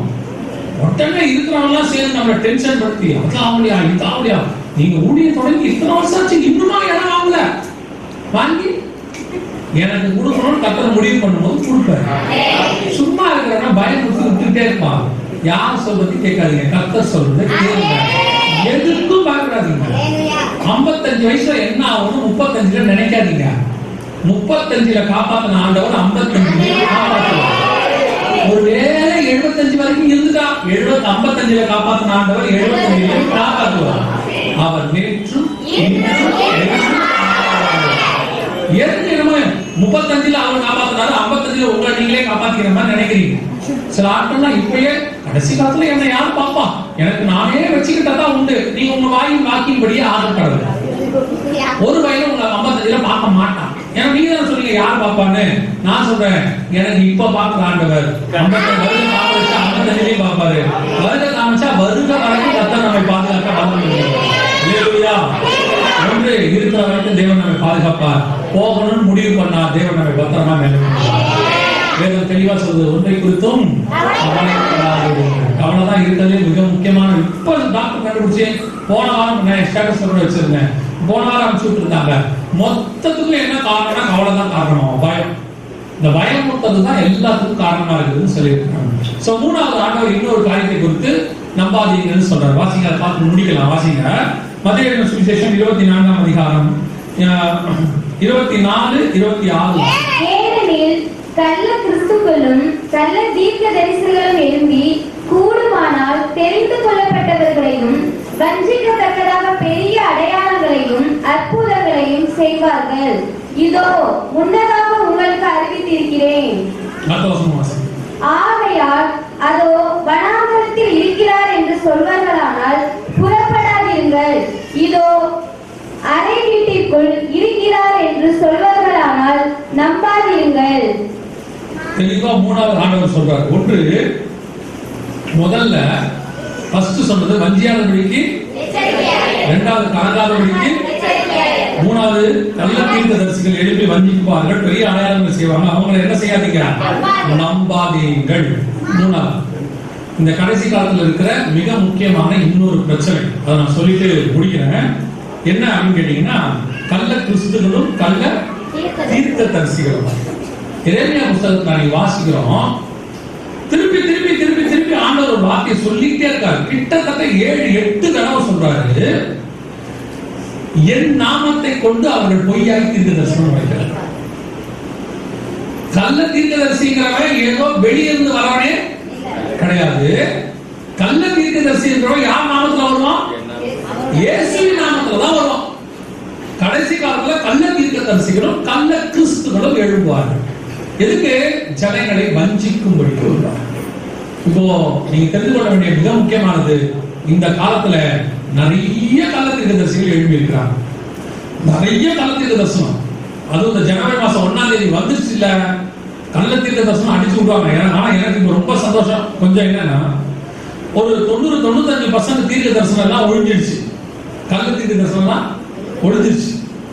இப்ப ஒரு 5% நல்ல தீர்க்கதரிசிகள் இருக்காங்க. அதோட கூட இன்னும் கொஞ்சம் கள்ள தீர்க்கதரிசிகள் அவங்களும் வர காலத்துல ஆண்டவர் கிளியர் பண்ணிடுவார். எதுக்கு சொல்றேன்? பவுல் காலத்திலேயே, தெசலோனிக்கர் காலத்திலேயே கள்ள தீர்க்கதரிசனம் இருந்து அவர் சொன்னாரு. தெசலோனிக்கர் எழுதும்போது 2 தெசலோனிக்கர் 5ஆம் வசனம் நினைக்கிறேன், இல்லைன்னா 2:5 இருக்கும். 2 தெசலோனிக்கர் 5ஆம் வசனம் 5ஆம் அதிகாரத்துல, தீர்க்க தரிசனத்தை அற்பமாய் எண்ணாதிருங்கள். அவைகள் அதை குறித்து சொல்லும்போது, தீர்க்க தரிசனத்தை அற்பமாய் எண்ணாதிருங்கள், ஆராய்ந்து பார்த்து நலமானதை பிடித்துக் கொள்ளுங்கள்னு வசனம் சொல்லுது. இருக்கா? 2 தெசலோனிக்கர் 1 தெசலோனிக்கர் 5:20. தீர்க்கதரிசிகளை அற்பமாய் எண்ணாதிருங்கள், எல்லாவற்றையும் சோதித்து பார்த்து நலமானதை பிடித்துக் கொள்ளுங்கள். அப்படின்னா அந்த காலத்திலேயே தீர்க்க தரிசனத்துல என்ன இருக்குது? நலமானது இருக்குது, பொலமானது இருக்குது. வரும்போது தீர்க்க தரிசனம் எதை விட்டாலும் என்ன செய்யக்கூடாது? கேட்டே கூடாது. ஒண்ணு நல்லா புரிஞ்சு கொள்ளுங்க, பழைய ஏற்பாட்டு தீர்க்க தரிசிக்கும் புதிய ஏற்பாட்டு தீர்க்க தரிசிக்கும் என்ன இருக்குது? வித்தியாசம் இருக்கு. பழைய ஏற்பாட்டு ஊழியத்துக்கும் புதிய ஏற்பாட்டு ஊழியத்துக்கும் என்ன இருக்குது? பழைய ஏற்பாட்டு முறைமைக்கும் புதிய ஏற்பாட்டு முறைமைக்கும் என்ன இருக்குது? வித்தியாசம் இருக்கு. பழைய ஏற்பாட்டுல ஆசாரிக்கு போனாராம், புதிய ஏற்பாட்டுல நாம தான் ஆகணும். பழைய ஏற்பாட்டுல விருத்த சேதனம், பலி, சர்வாங்க எல்லாம், புதிய ஏற்பாட்டுல அது எதுவுமே கிடையாது. ஆண்டவர் நமக்கு பலி ஆயிட்டாரு. நாம தான் நாமே ஜீவாதார பலியாக ஒப்புக்கொள்ளும். புரியுதா? அந்த முறைமை இப்ப கிடையாது, அந்த ஆலயம் இப்ப கிடையாது. அன்னைக்கு ஆரோனி முறைமை, இன்னைக்கு மெல்கிசேதேக்கின் முறைமை, எல்லாமே ஆப்போசிட், வேற வேற. அப்படி இருக்கும்போது தீர்க்க தரிசனம் ஊழியமும் அப்ப வேற இப்ப வேற. அன்னைக்கு தீர்க்க தரிசனம் சபைக்குள்ள கிடையாது. ஏன்னா அன்னைக்கு என்ன கிடையாது? ஆசாரி கூட தீர்க்க இல்ல. அதனால தீர்க்க தரிசியை தேடி ஜனங்க என்ன செஞ்சாங்க? போனாங்க. ஆனா இப்ப அப்படி இல்ல. இப்ப வசனம் தெளிவா சொல்லுது எபேசியர்ல, சபையின் பக்தி விருத்திக்கு ஏதுவாக சிலரை அப்போஸ்தலராகவும் சிலரை தீர்க்கதரிசியாகவும். அதனாலதான் பவுலையும் பர்னபாவையும் பற்றி அப்போஸ்தலர்கள் தெளிவா சொல்லுது, அவர்கள் அந்த சபையிலே போதகராகவும் தீர்க்கதரிசியாகவும் இருந்தார். புதிய ஏற்பாட்டுல தீர்க்க தரிசனம் சபைக்குள்ளதா இருக்கு, சபைக்கு வெளியே இல்ல. இது எல்லாத்தை விட 100% 100% தீர்க்க தரிசனம் புக்குன்னு இருக்கு பைபிள்ல. அது எது தெரியுமா? வெளிப்படுத்தின விசேஷம். 100% தீர்க்க தரிசனம் புக்கு. அந்த புக்கு ஆண்டவர் யாருக்கு எழுதினா தெரியுமா? தனிப்பட்ட தீர்க்கதரிசிக்கு எழுதல, தீர்க்கதரிசியை கொண்டு சபைக்கு எழுதல. அப்ப உங்க தீர்க்க தரிசனம் எங்க இருக்குது? சபைக்கு உள்ள இருக்குது. முதல்ல நீங்க திருந்தணும். உங்ககிட்ட தான் ப்ராப்ளம் இருக்கு. நீங்க திருந்திட்டீங்கன்னா தீர்க்கதரிசி திருந்திடுவான் இல்லையா? ஒரு பொருள் இருக்கு, கெட்ட பொருள், வாங்குறவன் இல்லாட்டி ஆட்டோமேட்டிக்கா என்ன ஆயிடும்? அதை விற்க மாட்டாங்க, அதை போட்டு போயிட போறாங்க. வாங்குறவன் இருக்கிறதா தான் விற்கிறாங்க. அதுக்கு மவுஸ் இருக்கு. வாங்குறவனே இல்ல, ஜனங்க வெறுத்துட்டாங்க, ஆட்டோமேட்டிக்கா என்ன ஆகும்? வாங்குவான தூக்கி போட்டுருவாங்க. நீங்க இந்த தீர்க்கதரிசியை தேடி ஓரத்தை நிறுத்திடுங்க. நிறுத்திட்டு முதல்ல உங்களுக்கு தெரியணும், மிகச் சிறந்த தீர்க்கதரிசி ஒருத்தர் எனக்குள்ளே இருக்கிறார், அவர் தான் பரிசுத்த ஆவியானவர். நம்பர் 1 தீர்க்கதரிசி. வரும் காரியங்களை குறித்து போதிக்கிறார். உங்களுக்காக வாக்குப்படமான பெருமிச்சலோடும் விண்ணப்பங்களை ஏறெடுக்கிறார். நீங்க வேண்டிக் கொள்வது என்னவென்று அறியாதிருக்கிறபடினாலே உங்களுக்கு சொல்லிக் கொடுக்கிறார். ஏன் அவரை விட்டுட்டீங்க? அவரை விட்டுறீங்க. ரெண்டாவது, உங்களுக்கு தீர்க்க தரிசனமாய் பேசுறதுக்கு ஆண்டவர் ஒரு சபையை வச்சிருக்கிறார். நிறைய பேருடைய இன்னொரு ஸ்டேட்மெண்ட் என்ன தெரியுமா? சபை முந்தி மாதிரி இல்லைங்க, கெட்டு போச்சு. இப்ப அவெல்லாம் ஆவியானவர் பேசுறதே இல்லை. நான் உங்களுக்கு சொல்றேன் கேளுங்க. சபை கெட்டு போச்சுன்னே வச்சுக்கோங்க, ஊழியக்காரன் கெட்டு போயிட்டானே வச்சுக்கோங்க. ஆனா சபையில் இருக்கிற தேவன் கெட்டு போறார். அவர் பேச வல்லமை உள்ளவர். தேவன் நினைச்சா சபையில தேவன் ஊழியக்காரன் வச்சு பேசுவாரு. நினைச்சா தேவைப்பட்டா கர்த்தர் கழுதையை வச்சு பேசுவார். நீங்க செய்ய வேண்டியது செய்யுங்க. நிறைய பேர் என்ன சொல்றாங்க? அந்த ஸ்கூல்ல ஒரு டீச்சர் போட்டு அடிக்கிறாங்கன்னு வச்சுக்கோங்க. நீங்க உடனே என்ன சொல்றீங்க? அந்த ஸ்கூலை மாத்திடுவோம் சொல்றீங்களா? இல்ல இல்ல, போய் டீச்சரை பத்தி கம்ப்ளைண்ட் பண்ணிட்டு ஆனா அதே ஸ்கூல் தானே பிள்ளையா இருப்பீங்க. அவ்வளவுதான். நீங்க சபைக்கு போகிறத போங்க. உங்களுக்கு போகிறதாக இருக்கிறவர் பரிசுத்த ஆவியானவர். அந்த போக ஆவியில நிரம்பின ஊழியக்காரர் உங்களுக்கு இருக்கும்போது அவர் வழியாக தேவன் பேச வல்லமை உள்ளவர். நீங்க வண்டி முடிச்சுட்டு ஊருவா போறீங்கல்ல தீர்க்க தரிசனத்துக்கு, அதனாலதான் கள்ள தீர்க்க தரிசனம் வருது. முதல்ல. ரெண்டாவது, தீர்க்க தரிசனம் எதுக்குன்னு தெரிஞ்சுக்கணும். உங்களுக்கு தீர்க்க தரிசனம் எதுக்கு? என் செயின் காணும், கண்டுபிடிச்சு கொடுத்து ஒரு தீர்க்கதரிசி. எங்க வீட்டுல வச்சிருந்த சைக்கிளை காணும், உடனே போன் பண்ணி சைக்கிளை காணும்யா, உடனே கண்டுபிடிச்சா கொடுக்க கூடாது. ஒழுங்கா பூட்டி வைக்காம போயிட்டு காணாம போட்டு அப்புறம் என்ன வந்து இப்போ எலிசாப்டர் அவன் போட்டாலே உண்மையா வெட்டிட்டு இருந்தா அது போய் விழுந்துருச்சு. அவனுக்கு கண்டுபிடிச்சு கொடுக்கலாம். உங்களுக்கு கூட்டாம வச்சுட்டு எங்க வச்சோன்னு தெரியாது. போற ஒருத்தர் அன்னைக்கு சொல்றாரு, என் வண்டி காணாம போச்சு அப்படின்னு போன் வருது. முட்டை ஒரு பாஸ்டர் போன் வருது, ஐயா எங்கேயா நிக்கிறீங்க? ஏன் உங்க வண்டி இங்க நிக்குதியா? உடனே பாஸ்டர் அங்க போறாரு. போனா சர்ச்சை விசுவாசி நிற்கிறது. நீங்க எங்க நிக்கிறீங்க? பாஸ்டர் நம்ம 2 பேரும் தான் வந்தோம், நீங்க கடைக்கு போனீங்க, என்ன காரில் உட்கார வச்சுட்டு நீங்க 2 பேரும் வந்து டக்குனு பஸ் ஏறி போயிட்டீங்க. இவர் காரையும் விசுவாசியும் விட்டு அந்தாலும் ஞாபகம் வருது. இப்ப இவருக்கு யாருக்கு சொல்றது? இவர் அடுத்து என்ன சொல்றாரு? என் காதை பிசாசு திரும்பி விட்டது. ஊழியத்துக்கு தடையான பிசாசு, ஊழியத்துக்கு தடை பிசாசு நம்ம தான் பாருங்க. தீர்க்கதரிசி ஓடாதீங்க. பெஸ்ட் தீர்க்கதரிசி பரிசுத்த ஆவியானவர் தான். அவர் உங்களுக்குள்ள இருக்கிறார், உங்க சபைக்குள்ள இருக்கிறார்.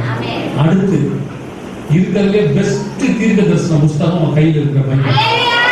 சமயத்துக்கு ஏற்ற வார்த்தையை உலகத்துல இல்லை. ஒழுங்கா பைபிள் வாசிச்சு பாருங்க. இதுல இருந்து கர்த்தர் பேசாமையா இன்னொரு ஆள் கொண்டு பேச போறாரு? இங்க இருந்து 5000 10,000 கொண்டு போய் அந்த ஆள் உட்காந்துருக்கீங்க. அவர் கண்ணை மூடி சுருக்கி அப்படியே ஊட்டி அப்படியே கோலம் மாலாட்டி இப்படி தேடி கண்டுபிடிச்சு அவரு அப்படியே கடைசியா ஒண்ணு சொல்றாரு. அது பாதி நடக்குது, பாதி நடக்க மாட்டேங்குது. எதுக்கு உங்களுக்கு இந்த இவ்வளவு கஷ்டம்? அதுக்கு பதிலா உங்க ரூம் கதவை சாத்திட்டு நல்லா பைபிளை வாசிங்க, நல்லா ஜெபம் பண்ணுங்க. நீங்க என்ன செய்ய வேண்டும் என்பதை கர்த்தர் உங்களுக்கு சொல்ல.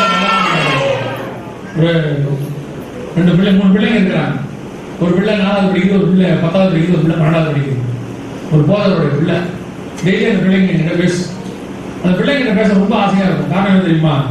அந்த பிள்ளைங்க பேசுற ஸ்பிரிச்சுவாலிட்டின்னு ஒண்ணு இருக்கு பாருங்க. அந்த ஒரு பிள்ளை நேற்று சொல்லிச்சு என்கிட்ட பேசிட்டு இருக்கும் போது, அவங்க டீச்சர் ஒருத்தர் ரொம்ப அந்த பிள்ளையை பார்த்தா பிடிக்காது. ஏன்னா அந்த பிள்ளை நிறைய எல்லாம் கழிச்சிருக்கோம் மெத்தோஸ்டக்குள்ள.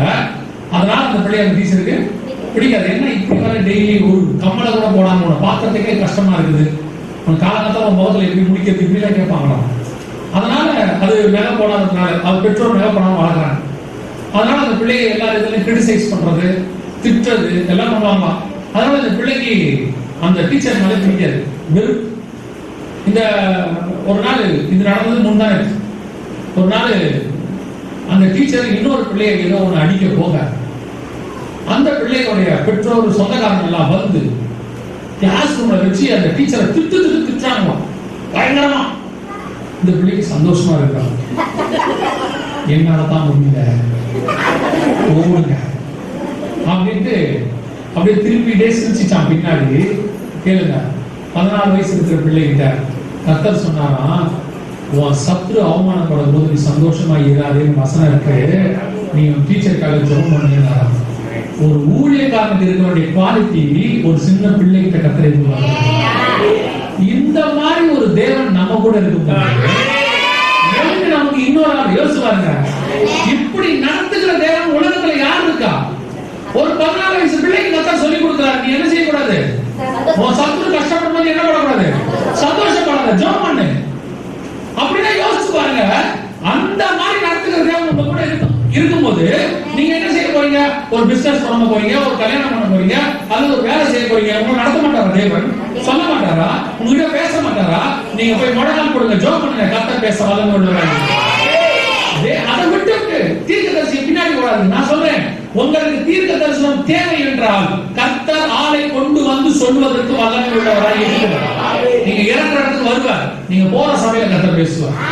இரண்டாவது அந்த வசனம் என்ன சொல்லுது பாருங்க, ஏனெனில் அநேக கள்ள கிறிஸ்தவர்களும் கள்ள தீர்க்கதரிசிகளும் எழும்பி கூடுமானால் தெரிந்து கொள்ளப்பட்டவர்களையும் வஞ்சிக்கத்தக்கதாக பெரிய அடையாளங்களையும் இதான் கடைசி அற்புத அடையாளத்தை வச்சுக்கிட்டு ஊழியத்தையோ ஊழியக்காரனையோ நம்ப கூடாது.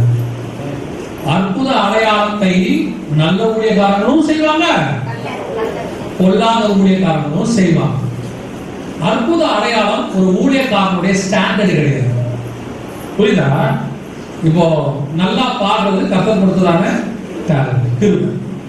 இந்த பாட்டை வச்சுக்கிட்டு நீங்க ஆண்டவருடைய பாட்டும் பாடலாம், சினிமா பாட்டும் பாடலாம். நல்லா பாடுறீங்க சினிமா பாட்டுன்றதுனால அது நல்லா நீங்க பாடுறீங்கன்றது ஒரு உலக பிரகாரமான பாடகர் இருக்கிறார், சினிமாக்கு பாடுறவர். அவர் திடீர்னு நம்ம ஆண்டவரை பத்தி பாடுறாரு. பாடினா அவர் ஸ்பிரிச்சுவல் பர்சன் ஆகிடுவாரா? பாடினா உடனே அவருடைய பாட்டுல ஆத்மா நம்மெல்லாம் மனம் திரும்பி அழுது ஒப்பு கொடுப்போமா? அதே நேரத்துல பல பெர்கமன்ஸ் இருக்கிறாரு, வயசாயிடுச்சு, பொருள் கொஞ்சம் கரகரன் ஆயிடுச்சு. ஆனா இன்னைக்கு அவர் பாடுற பாடல் அநேகரை ரட்சிக்கப்பட வைக்கிறது. இங்க விஷயம் பாடுறதுல இல்ல, அபிஷேகத்துல. அதேதான் சொல்றேன், அற்புத அடையாளத்துல விஷயம் இல்ல, அந்த ஊழியக்காரத்துக்கு மேல இருக்கிற அபிஷேகம் எது என்பது. இன்னைக்கு எந்த அபிஷேகம் இருக்கு? அற்புத அடையாளம் நடக்குது, ஆனா யார் செய்யறா, எதுக்கு செய்யறாங்க, அதான் முக்கியம். திடீர்னு ஒருத்தர் ஆப்பிரிக்கால வந்தார், ஒரு 4 வருஷத்துக்கு முன்னாடி வந்தார். நான் தண்ணீரை திராட்சரசமாய் மாத்த போகிறேன் அப்படின்னு சொல்லி ஒரு பிஸ்கட் பாட்டில் இந்த மாதிரி எடுத்தார் கையில. பாருங்க தண்ணி மாறப்போது பாருங்க அப்படின்ட்டு ஜோம் பண்ணார். ஜோம் பண்ணி முடிச்சுட்டு ஒருத்தர்கிட்ட கொடுத்தாரு, குடிச்சு பாருங்க. அவரும் வந்தார் முன்னாடி, குடிச்சாரு. ஆமா இந்த தண்ணி திராட்சரசம் மாதிரி இருக்குது. இப்போ நீங்க ஒருத்தர் என்ன சொன்னார், இந்த வீடியோ பார்த்தீங்களா அப்படின்னு. இப்போ இது தண்ணி திராட்சரசமா மாறினதாவே இருக்கட்டும், சரியா? மாறினதாவே இருக்கட்டும். ஏன் கேள்வி, எதுக்கு மாத்தினாரு? இது எதுக்கு மாத்தினாரு தண்ணி திராட்சரசமா? இயேசு தண்ணி ஏன் திராட்சரசமா மாத்தினாரு? அன்னைக்கு அது தேவைப்பட்டது, அதனால செய்யப்பட்டது. இப்ப இவர் ஏன் மாத்தினாரு? இவர் ஏன் மாத்தினாரு? இவர் ஏன் மாத்தினாருல்ல, இவரு ஏன் மாத்தினாரு? என்ன ஏமாத்துறாரு? எனக்கு இந்த வல்லமை உண்டு, நான் ஜெபம் பண்ணா தண்ணி திராட்சரசமா மாறும். அடுத்து என்ன? என்கிட்ட எல்லாம் வாங்க, என்கிட்ட பவர் இருக்கு. இதுக்கு ஒரு அற்புத அடையாளம் தேவையில்லை. இன்னைக்கு பெரிய பெரிய ஊழியக்காரங்களே இந்த மாதிரி ஆட்களை நம்பி போய் உட்கார்றாங்க. ஐயோ அவர் மூலமா அற்புதம் நடக்குதுங்க. அற்புதம் நடக்குதா என்னப்ப? அற்புதம் எதுக்காக ஆண்டவர் செய்யறாரு தெரியுமா? அங்க வந்திருக்கிறவனுக்கு அது தேவை, அதனால செய்யறாரு. அவ்வளவுதான். அது ஊழியக்காரனோட பவர் இல்ல, அங்க இருக்கிறவனுடைய தேவை, அதனால செய்யறாரு. இப்போ மோசே வழியா ஒரு அற்புதம் செய்யறாரு. மோசே எடுத்து கோல் எடுத்து கண்மலையை அடிக்கிறாரு. ரெண்டாவது ஆண்டவர் சொல்றாரு கண்மலையை பார்த்து இப்ப கோல் எடுத்து அடிக்கிறாரு. தண்ணி வச்சா இல்லையா? ஜனங்க குடிச்சாங்க இல்லையா? ஆடு மாடு குடிச்சா இல்லையா? ஊழியர் முடிஞ்சிருச்சா இல்லையா? ஊழியர் அன்னைக்கு வேலை முடிஞ்சிருச்சு இல்ல? எதுக்கு வந்தாலும் நோக்கம் நிறைவேறிடுச்சு. ஆனா மோசே ஃபெயிலியர். புரியுதா? அன்னைக்கு ஏன் தண்ணி வந்துச்சுன்னா மோசேவுடைய பவர்ல வரல, ஜனங்களுக்கு தேவை. மோசே பேசினாலும் தண்ணி வரும், மோசே அடிச்சாலும் தண்ணி வரும். ஏன்னா அன்னைக்கு தண்ணி வர வேண்டியது ஜனங்களுக்காக. ஆனா இங்க யார் ஃபெயிலியர்? மோசே ஃபெயிலியர். மோசே அவங்க தண்ணி குடிச்சிட்டாங்க, வீட்டுக்கு போயிட்டாங்க. இப்ப நம்ம நினைப்போம், வா கர்த்தர் பேச சொன்னாரு, ஒன்னும் அடிச்சிட்டோம், ஆனாலும் தண்ணி வந்துருச்சு. கர்த்தர் மனமே நினைச்சாரு, கர்த்தர் கிருபை விடுறாரு. ஆனந்தி குடிக்கு போக வேண்டாம்னு சொன்னாரு, போயிட்டோம். ஆனாலும் கர்த்தர் அங்க அற்புத அடையாளங்களை செஞ்சுட்டாரு. கர்த்தர் கிருபை விடுறாரு, மனமிறங்கிட்டாரு. மனமிறங்க தம்பி, அன்னைக்கு வந்தவங்களுக்கு வேலையை செஞ்சு முடிச்சுட்டாரு. Sir failure. அதனாலதான் இவெல்லாம் போய் கடைசி ஆண்டவர் கேட்கிறான், உங்களுடைய நாமத்தால தீர்க்க தரிசனம் உரைத்தோம் அல்லவா, உங்களுடைய நாமத்தால பிசாசுகளுக்கு ஆண்டவர் சொன்னாரு, தெரியாதுப்பா. அப்ப நீங்க அற்புத அடையாளம் வந்துச்சு, அவங்க தெரியும்பா எனக்கு. அப்ப செஞ்ச நானு உனக்கு தெரியாது. ஏன்? அவன் என் சித்தத்தின்படி வந்தான், அற்புதத்தை தேடி வந்தான். ஆனா நீ என் சித்தத்தின்படி அற்புதத்தை செய்ய. இன்னைக்கு இதான் நடந்துட்டு இருக்குது. நீங்க விசுவாசி எதுக்கு அற்புதம் தேடி ஓடுறீங்கன்னா எனக்கு புரிய மாட்டேங்குது. சரி, அற்புத அடையாளம் கூட நடக்குமே, அவிசுவாசிகளுக்கு அது தேவை. ஏன்னா அவங்களுக்கு அற்புத அடையாளங்கள் செய்ய முடியாது. அதனால அவங்க ஏதோ ஆளை தேடி போறாங்க. நீங்க ஏன் போறீங்க? விசுவாசிகள் ஏன் போறீங்க? விசுவாசிகள் யாரு? விசுவாசிகள் அற்புதங்களை பெறுகிறவர்கள் அல்ல, அற்புதங்களை செய்கிறவர்கள். வசனம் சொல்றது, விசுவாசிக்கிறவர்களால் நடக்கிற வியாதியர்கள் மேல் கைகளை வைப்பார்கள், அவர்கள் சுத்தமாவார்கள், பிசாசுகளை துரத்துவார்கள், விடுதலை ஆவார்கள். அதான் ஆண்டவர் சொன்னாரு. அப்ப விசுவாசி ஒவ்வொருத்தரும் யாரு? அற்புதத்தை செய்ய வேண்டிய ஆளு. நீங்க இன்னும் விசுவாசத்துல விலகினோம், ஆனா பேர் தான் விசுவாசி. போய் அற்புதத்தை செய்ய வேண்டிய நீங்க இன்னும் நீங்க போய் பாருங்க, ஒரு எவாஞ்சலிஸ்ட் கூட்டம் நடத்தினா 80% விசுவாசி தான் உட்கார்ந்து இருக்கு. எதுக்கு எவாஞ்சலிஸ்ட் கூட்டத்துக்கு நீங்க போவீங்க? அங்க போய் உட்கார்ந்து என்ன பண்ண போறீங்க? அவர் என்ன சத்தியம் கொடுக்கிறாரு? இயேசு சுகம் அளிக்கிறார், உங்கள் துக்கம் சந்தோஷமாய் மாறும். இதை நீங்க 20 வருஷத்துக்கு முன்னாடி கேட்டு ரட்சிக்கப்பட்டு மனம் திரும்பி சபைக்கு வந்துட்டீங்க. இதுக்கப்புறம் எதுக்கு உங்க துக்கம் சந்தோஷமாய் மாறணும்? இன்னும் மாறாம இருந்தா நீங்க ரட்சிக்கப்படலன்னு அர்த்தம். நீங்க போய் எவாஞ்சலிஸ்ட் கூட்டத்துல உட்கார்ந்துக்கிட்டு அங்க நடக்கிற அற்புத அடையாளத்தை ஆண்டவர் எனக்கு செய்யும், எனக்கு செய்யும். ஆண்டவர் சொல்ற இது என்னத்த சொல்ல? ஒரு டாக்டர் இன்னொரு டாக்டர் போறாரு, ரொம்ப தலைவலிக்குது, எனக்கு ஒரு மாத்திரை கிடைக்குமா? என்ன டாக்டர், நீங்க என்கிட்ட போய், நான் டாக்டர் தான், எனக்கு மாத்திரை போடணும்னு தெரியும், என்ன மாத்திரமும் தெரியும், ஆனா நீங்க கொடுங்க. என்ன நினைப்பாரு? முழுசா போடணும், என்ன மாத்திரமும் தெரியுது, போட்டா சுகமாகணும் தெரியுது, அப்படியே என்கிட்ட வந்தான் கேட்பாரா இல்லையா? அற்புதத்தை நீங்க செய்யணும், வசனம் சொல்லுது, உங்களால செய்யவும் முடியும். நீங்க ஏன் அங்க உட்கார்ந்துருக்கீங்க? அதுல மேல உட்காந்துட்டு எப்படியாவது இன்னைக்கு என் பேர் சொல்லி அவர் கூப்பிடணும். ஏன் அவங்க பேர் உங்களுக்கு தெரியாதா? அவர் அன்னைக்கு கூப்பிட்டு தான் கத்துக்க போறீங்களா? அவர் வேற எதையாவது கூப்பிட உடனே ஒரே சந்தோஷம். விமலா, யார் அந்த விமலா? அப்பா என்னதான் கூப்பிட்டாரு. அங்க பார்த்தா 7 விமலா இருக்கு. 7 விமலாவும் சொல்லுது என்னதான் கூப்பிட்டாரு, என்னதான் கூப்பிட்டாரு. கடைசியா வந்து நிக்கும் போது, ஐயா நீங்க என்ன கூப்பிட்டீங்க, யாருன்னா விமலா. ஓ நீங்க 7 விமலா நிக்குது. S Vimala, K Vimala, R Vimala. இனிமேல் கூப்பிடும் போது இனிஷியலோட கூப்பிட சொல்லுங்க, இல்லைன்னா ஆதார் நம்பரோட கூப்பிட சொல்லுங்க. 884422 விமலாவா அப்படின்னா வந்துட போறோம். பாருங்க, வண்டி குடிச்சிட்டு போய் அங்க உட்காந்துருக்கு. இங்க உங்களுக்கு வாஸ்டிங் பிரேயர் வச்சா வரதில்லை, விசேஷத்தை கூட்ட வச்சா வரதில்லை. உங்க ஆத்மாவுக்கு பலப்படுத்துகிற இடம் உங்கள் சபைதான். அது சுவிசேஷம் அறிவிக்கிற இடம். அங்க போய் நீங்க யார வேணா கூட்டிட்டு போங்க, ஒரு புது ஆத்மா கூட்டிட்டு போங்க. கூட்டிட்டு போய் அந்த ஆத்மா ரட்சிக்கப்பட்டு நீங்க பக்கத்துல உட்காந்து ஜெபம் பண்ணுங்க, நியாயம். நீங்களே ரட்சிக்கப்பட்டு 20 வருஷம் ஆகி போச்சு, பரிசுத்த ஆவியின் அபிஷேகத்தை பெற்றாச்சு. இப்ப அந்த போய் உட்காந்துக்கிட்டு அன்பரே துக்கம் சந்தோஷமா துக்கம் மாறவே மாறாது. 20 வருஷமா மாறல, அந்த கூட மட்டும் மாறிடுங்களா? எதுக்கு நம்ம போவீங்க? அற்புத அடையாளங்கள். இன்னைக்கு யார் அற்புத அடையாளங்கள் செய்யறாங்கன்னு பாருங்க. அந்த அற்புத அடையாளங்கள் கர்த்தரால் செய்யப்படுதுன்னு பாருங்க. பிசாசும் அற்புதங்களை என்ன செய்யும்? வாசிங்க. வெளிப்படுத்தல் விசேஷம் 13ஆம் அதிகாரம் 16ஆம் அதிகாரம் மணிகள். வெளிப்படுத்தல் 16:13 வாசி. 16:13. அப்பொழுது வலுசர்ப்பத்தின் வாயிலும் மிருகத்தின் வாயிலும் கள்ள தீர்க்கதரிசியின் வாயிலும் இருந்து தவளைக்கு ஒப்பான 3 அசுத்த ஆவிகள் புறப்பட்டு வர கண்டேன். அவைகள் அற்புதங்களை செய்கிற பிசாசுகளின் ஆவிகள். அற்புதங்களை செய்கிற பிசாசுகளின் ஆவிகள். பிசாசுகள். அப்ப அற்புதம் யார் செய்வா?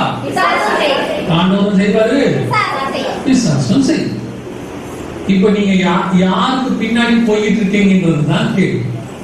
ஆண்டவருக்கு பின்னாடி போறீங்களா, பிசாசுக்கு பின்னாடி போறீங்களா? என்னுடைய நம்பிக்கை, என்னுடைய சபையிலேயே கர்த்தர் அற்புதத்தை செய்ய வல்லவர். என் வீட்டிலேயே கர்த்தர் எனக்கு அற்புதத்தை செய்ய வல்லவர். என் மூலமாய் கர்த்தர் அற்புதத்தை செய்ய வல்லவர். இதுதான் நீங்க விசுவாசி. பல நேரங்களிலே நீங்கள் இந்த ஊழியக்காரனை ஹீரோவா மாத்திடுறீங்க பார்த்தீங்களா? ஹீரோ ஊழியக்காரன் ஹீரோ வர்ஷிப் ஆக்கிடுறீங்க. அவன் என்ன சொல்லிருக்கீங்க? அவர் மீட்டிங்க்கு போனா போதும், போனா பரலோகத்துக்கு போயிடுவாரா? பரலோகத்துக்கு போயிடுவாரா? யாராவது சொல்லியிருக்காங்க நம்மள? அந்த மாதிரி சிலர் சொல்லியிருக்காங்க, எங்களுடைய ஊழியத்துக்கு கொடுத்தால் உங்களுடைய பரலோக ராஜ்யத்தில் உங்கள் பேரை நாங்கள் ஜீவ புஸ்தகத்தில் எழுதுவோம். அவன் பேரே இருக்காது. ரொம்ப கேர்ஃபுல்லா இருந்து கொடுங்க. அவன் பேரே இருக்காது. சிலர் சொல்றாங்க, எங்கள் ஊழியத்துக்கு கொடுக்கிறவர்களை எங்களுடைய சொந்தக்காரங்க முன்னாடி மறிச்சு போனவங்க எல்லாம் அந்த பரலோகத்துல உட்கார்ந்து நம்ம ஊழியத்துக்கு கொடுத்தா உங்களுக்காக வேண்டுதல் செய்யறதுக்கு அங்க ஒருத்தர் ரெக்கமெண்டேஷன். ஒரு மண்ணாங்கட்டியும் இருக்காது. இதெல்லாம் பொய். கள்ள தீர்க்கதரிசிகள், கள்ள கிறிஸ்து. உங்களுக்கு நீங்க தான் ஜெபம் பண்ணணும். உங்களுக்கு ஜெபம் பண்ற ஒருத்தர் இருக்கிறாருன்னா அதை நமக்கு பதிஞ்சு பேசிக்கிட்டு இருக்கிறாரு. உங்களுக்காக விண்ணப்பங்களை இருக்கிற ஆவி இருக்கிறார். இதை தவிர பரலோகத்துல உங்களுக்காக ஜெபம் பண்றவங்க வேற யாருமே கிடையாது.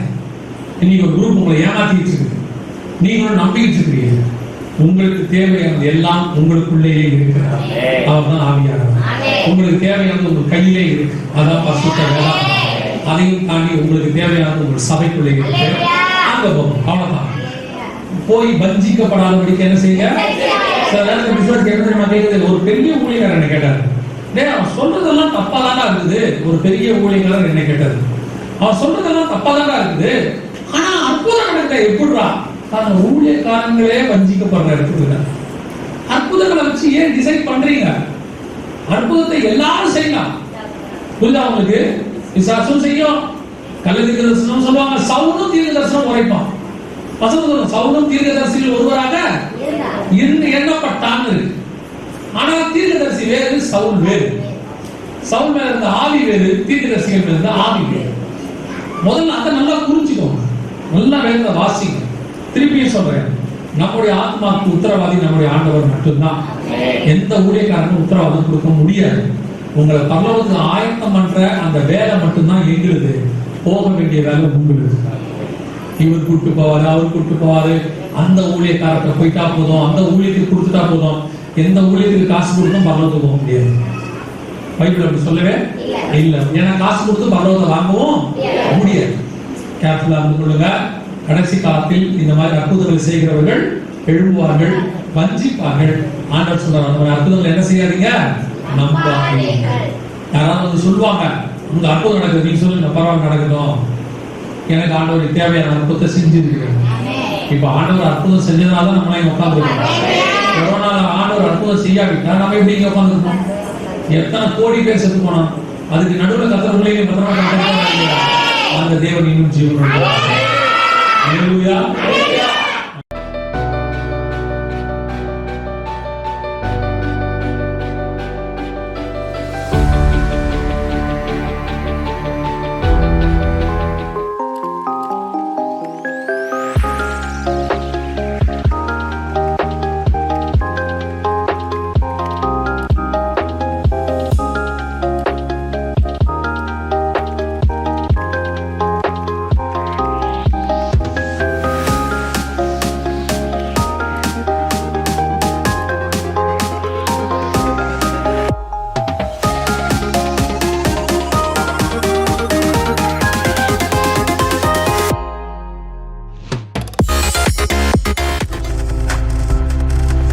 நீங்கள் பார்த்து கொண்டிருப்பது உங்கள் ஜாய் டிவி. உங்கள் துக்கம் சந்தோஷமாய் மாறும்.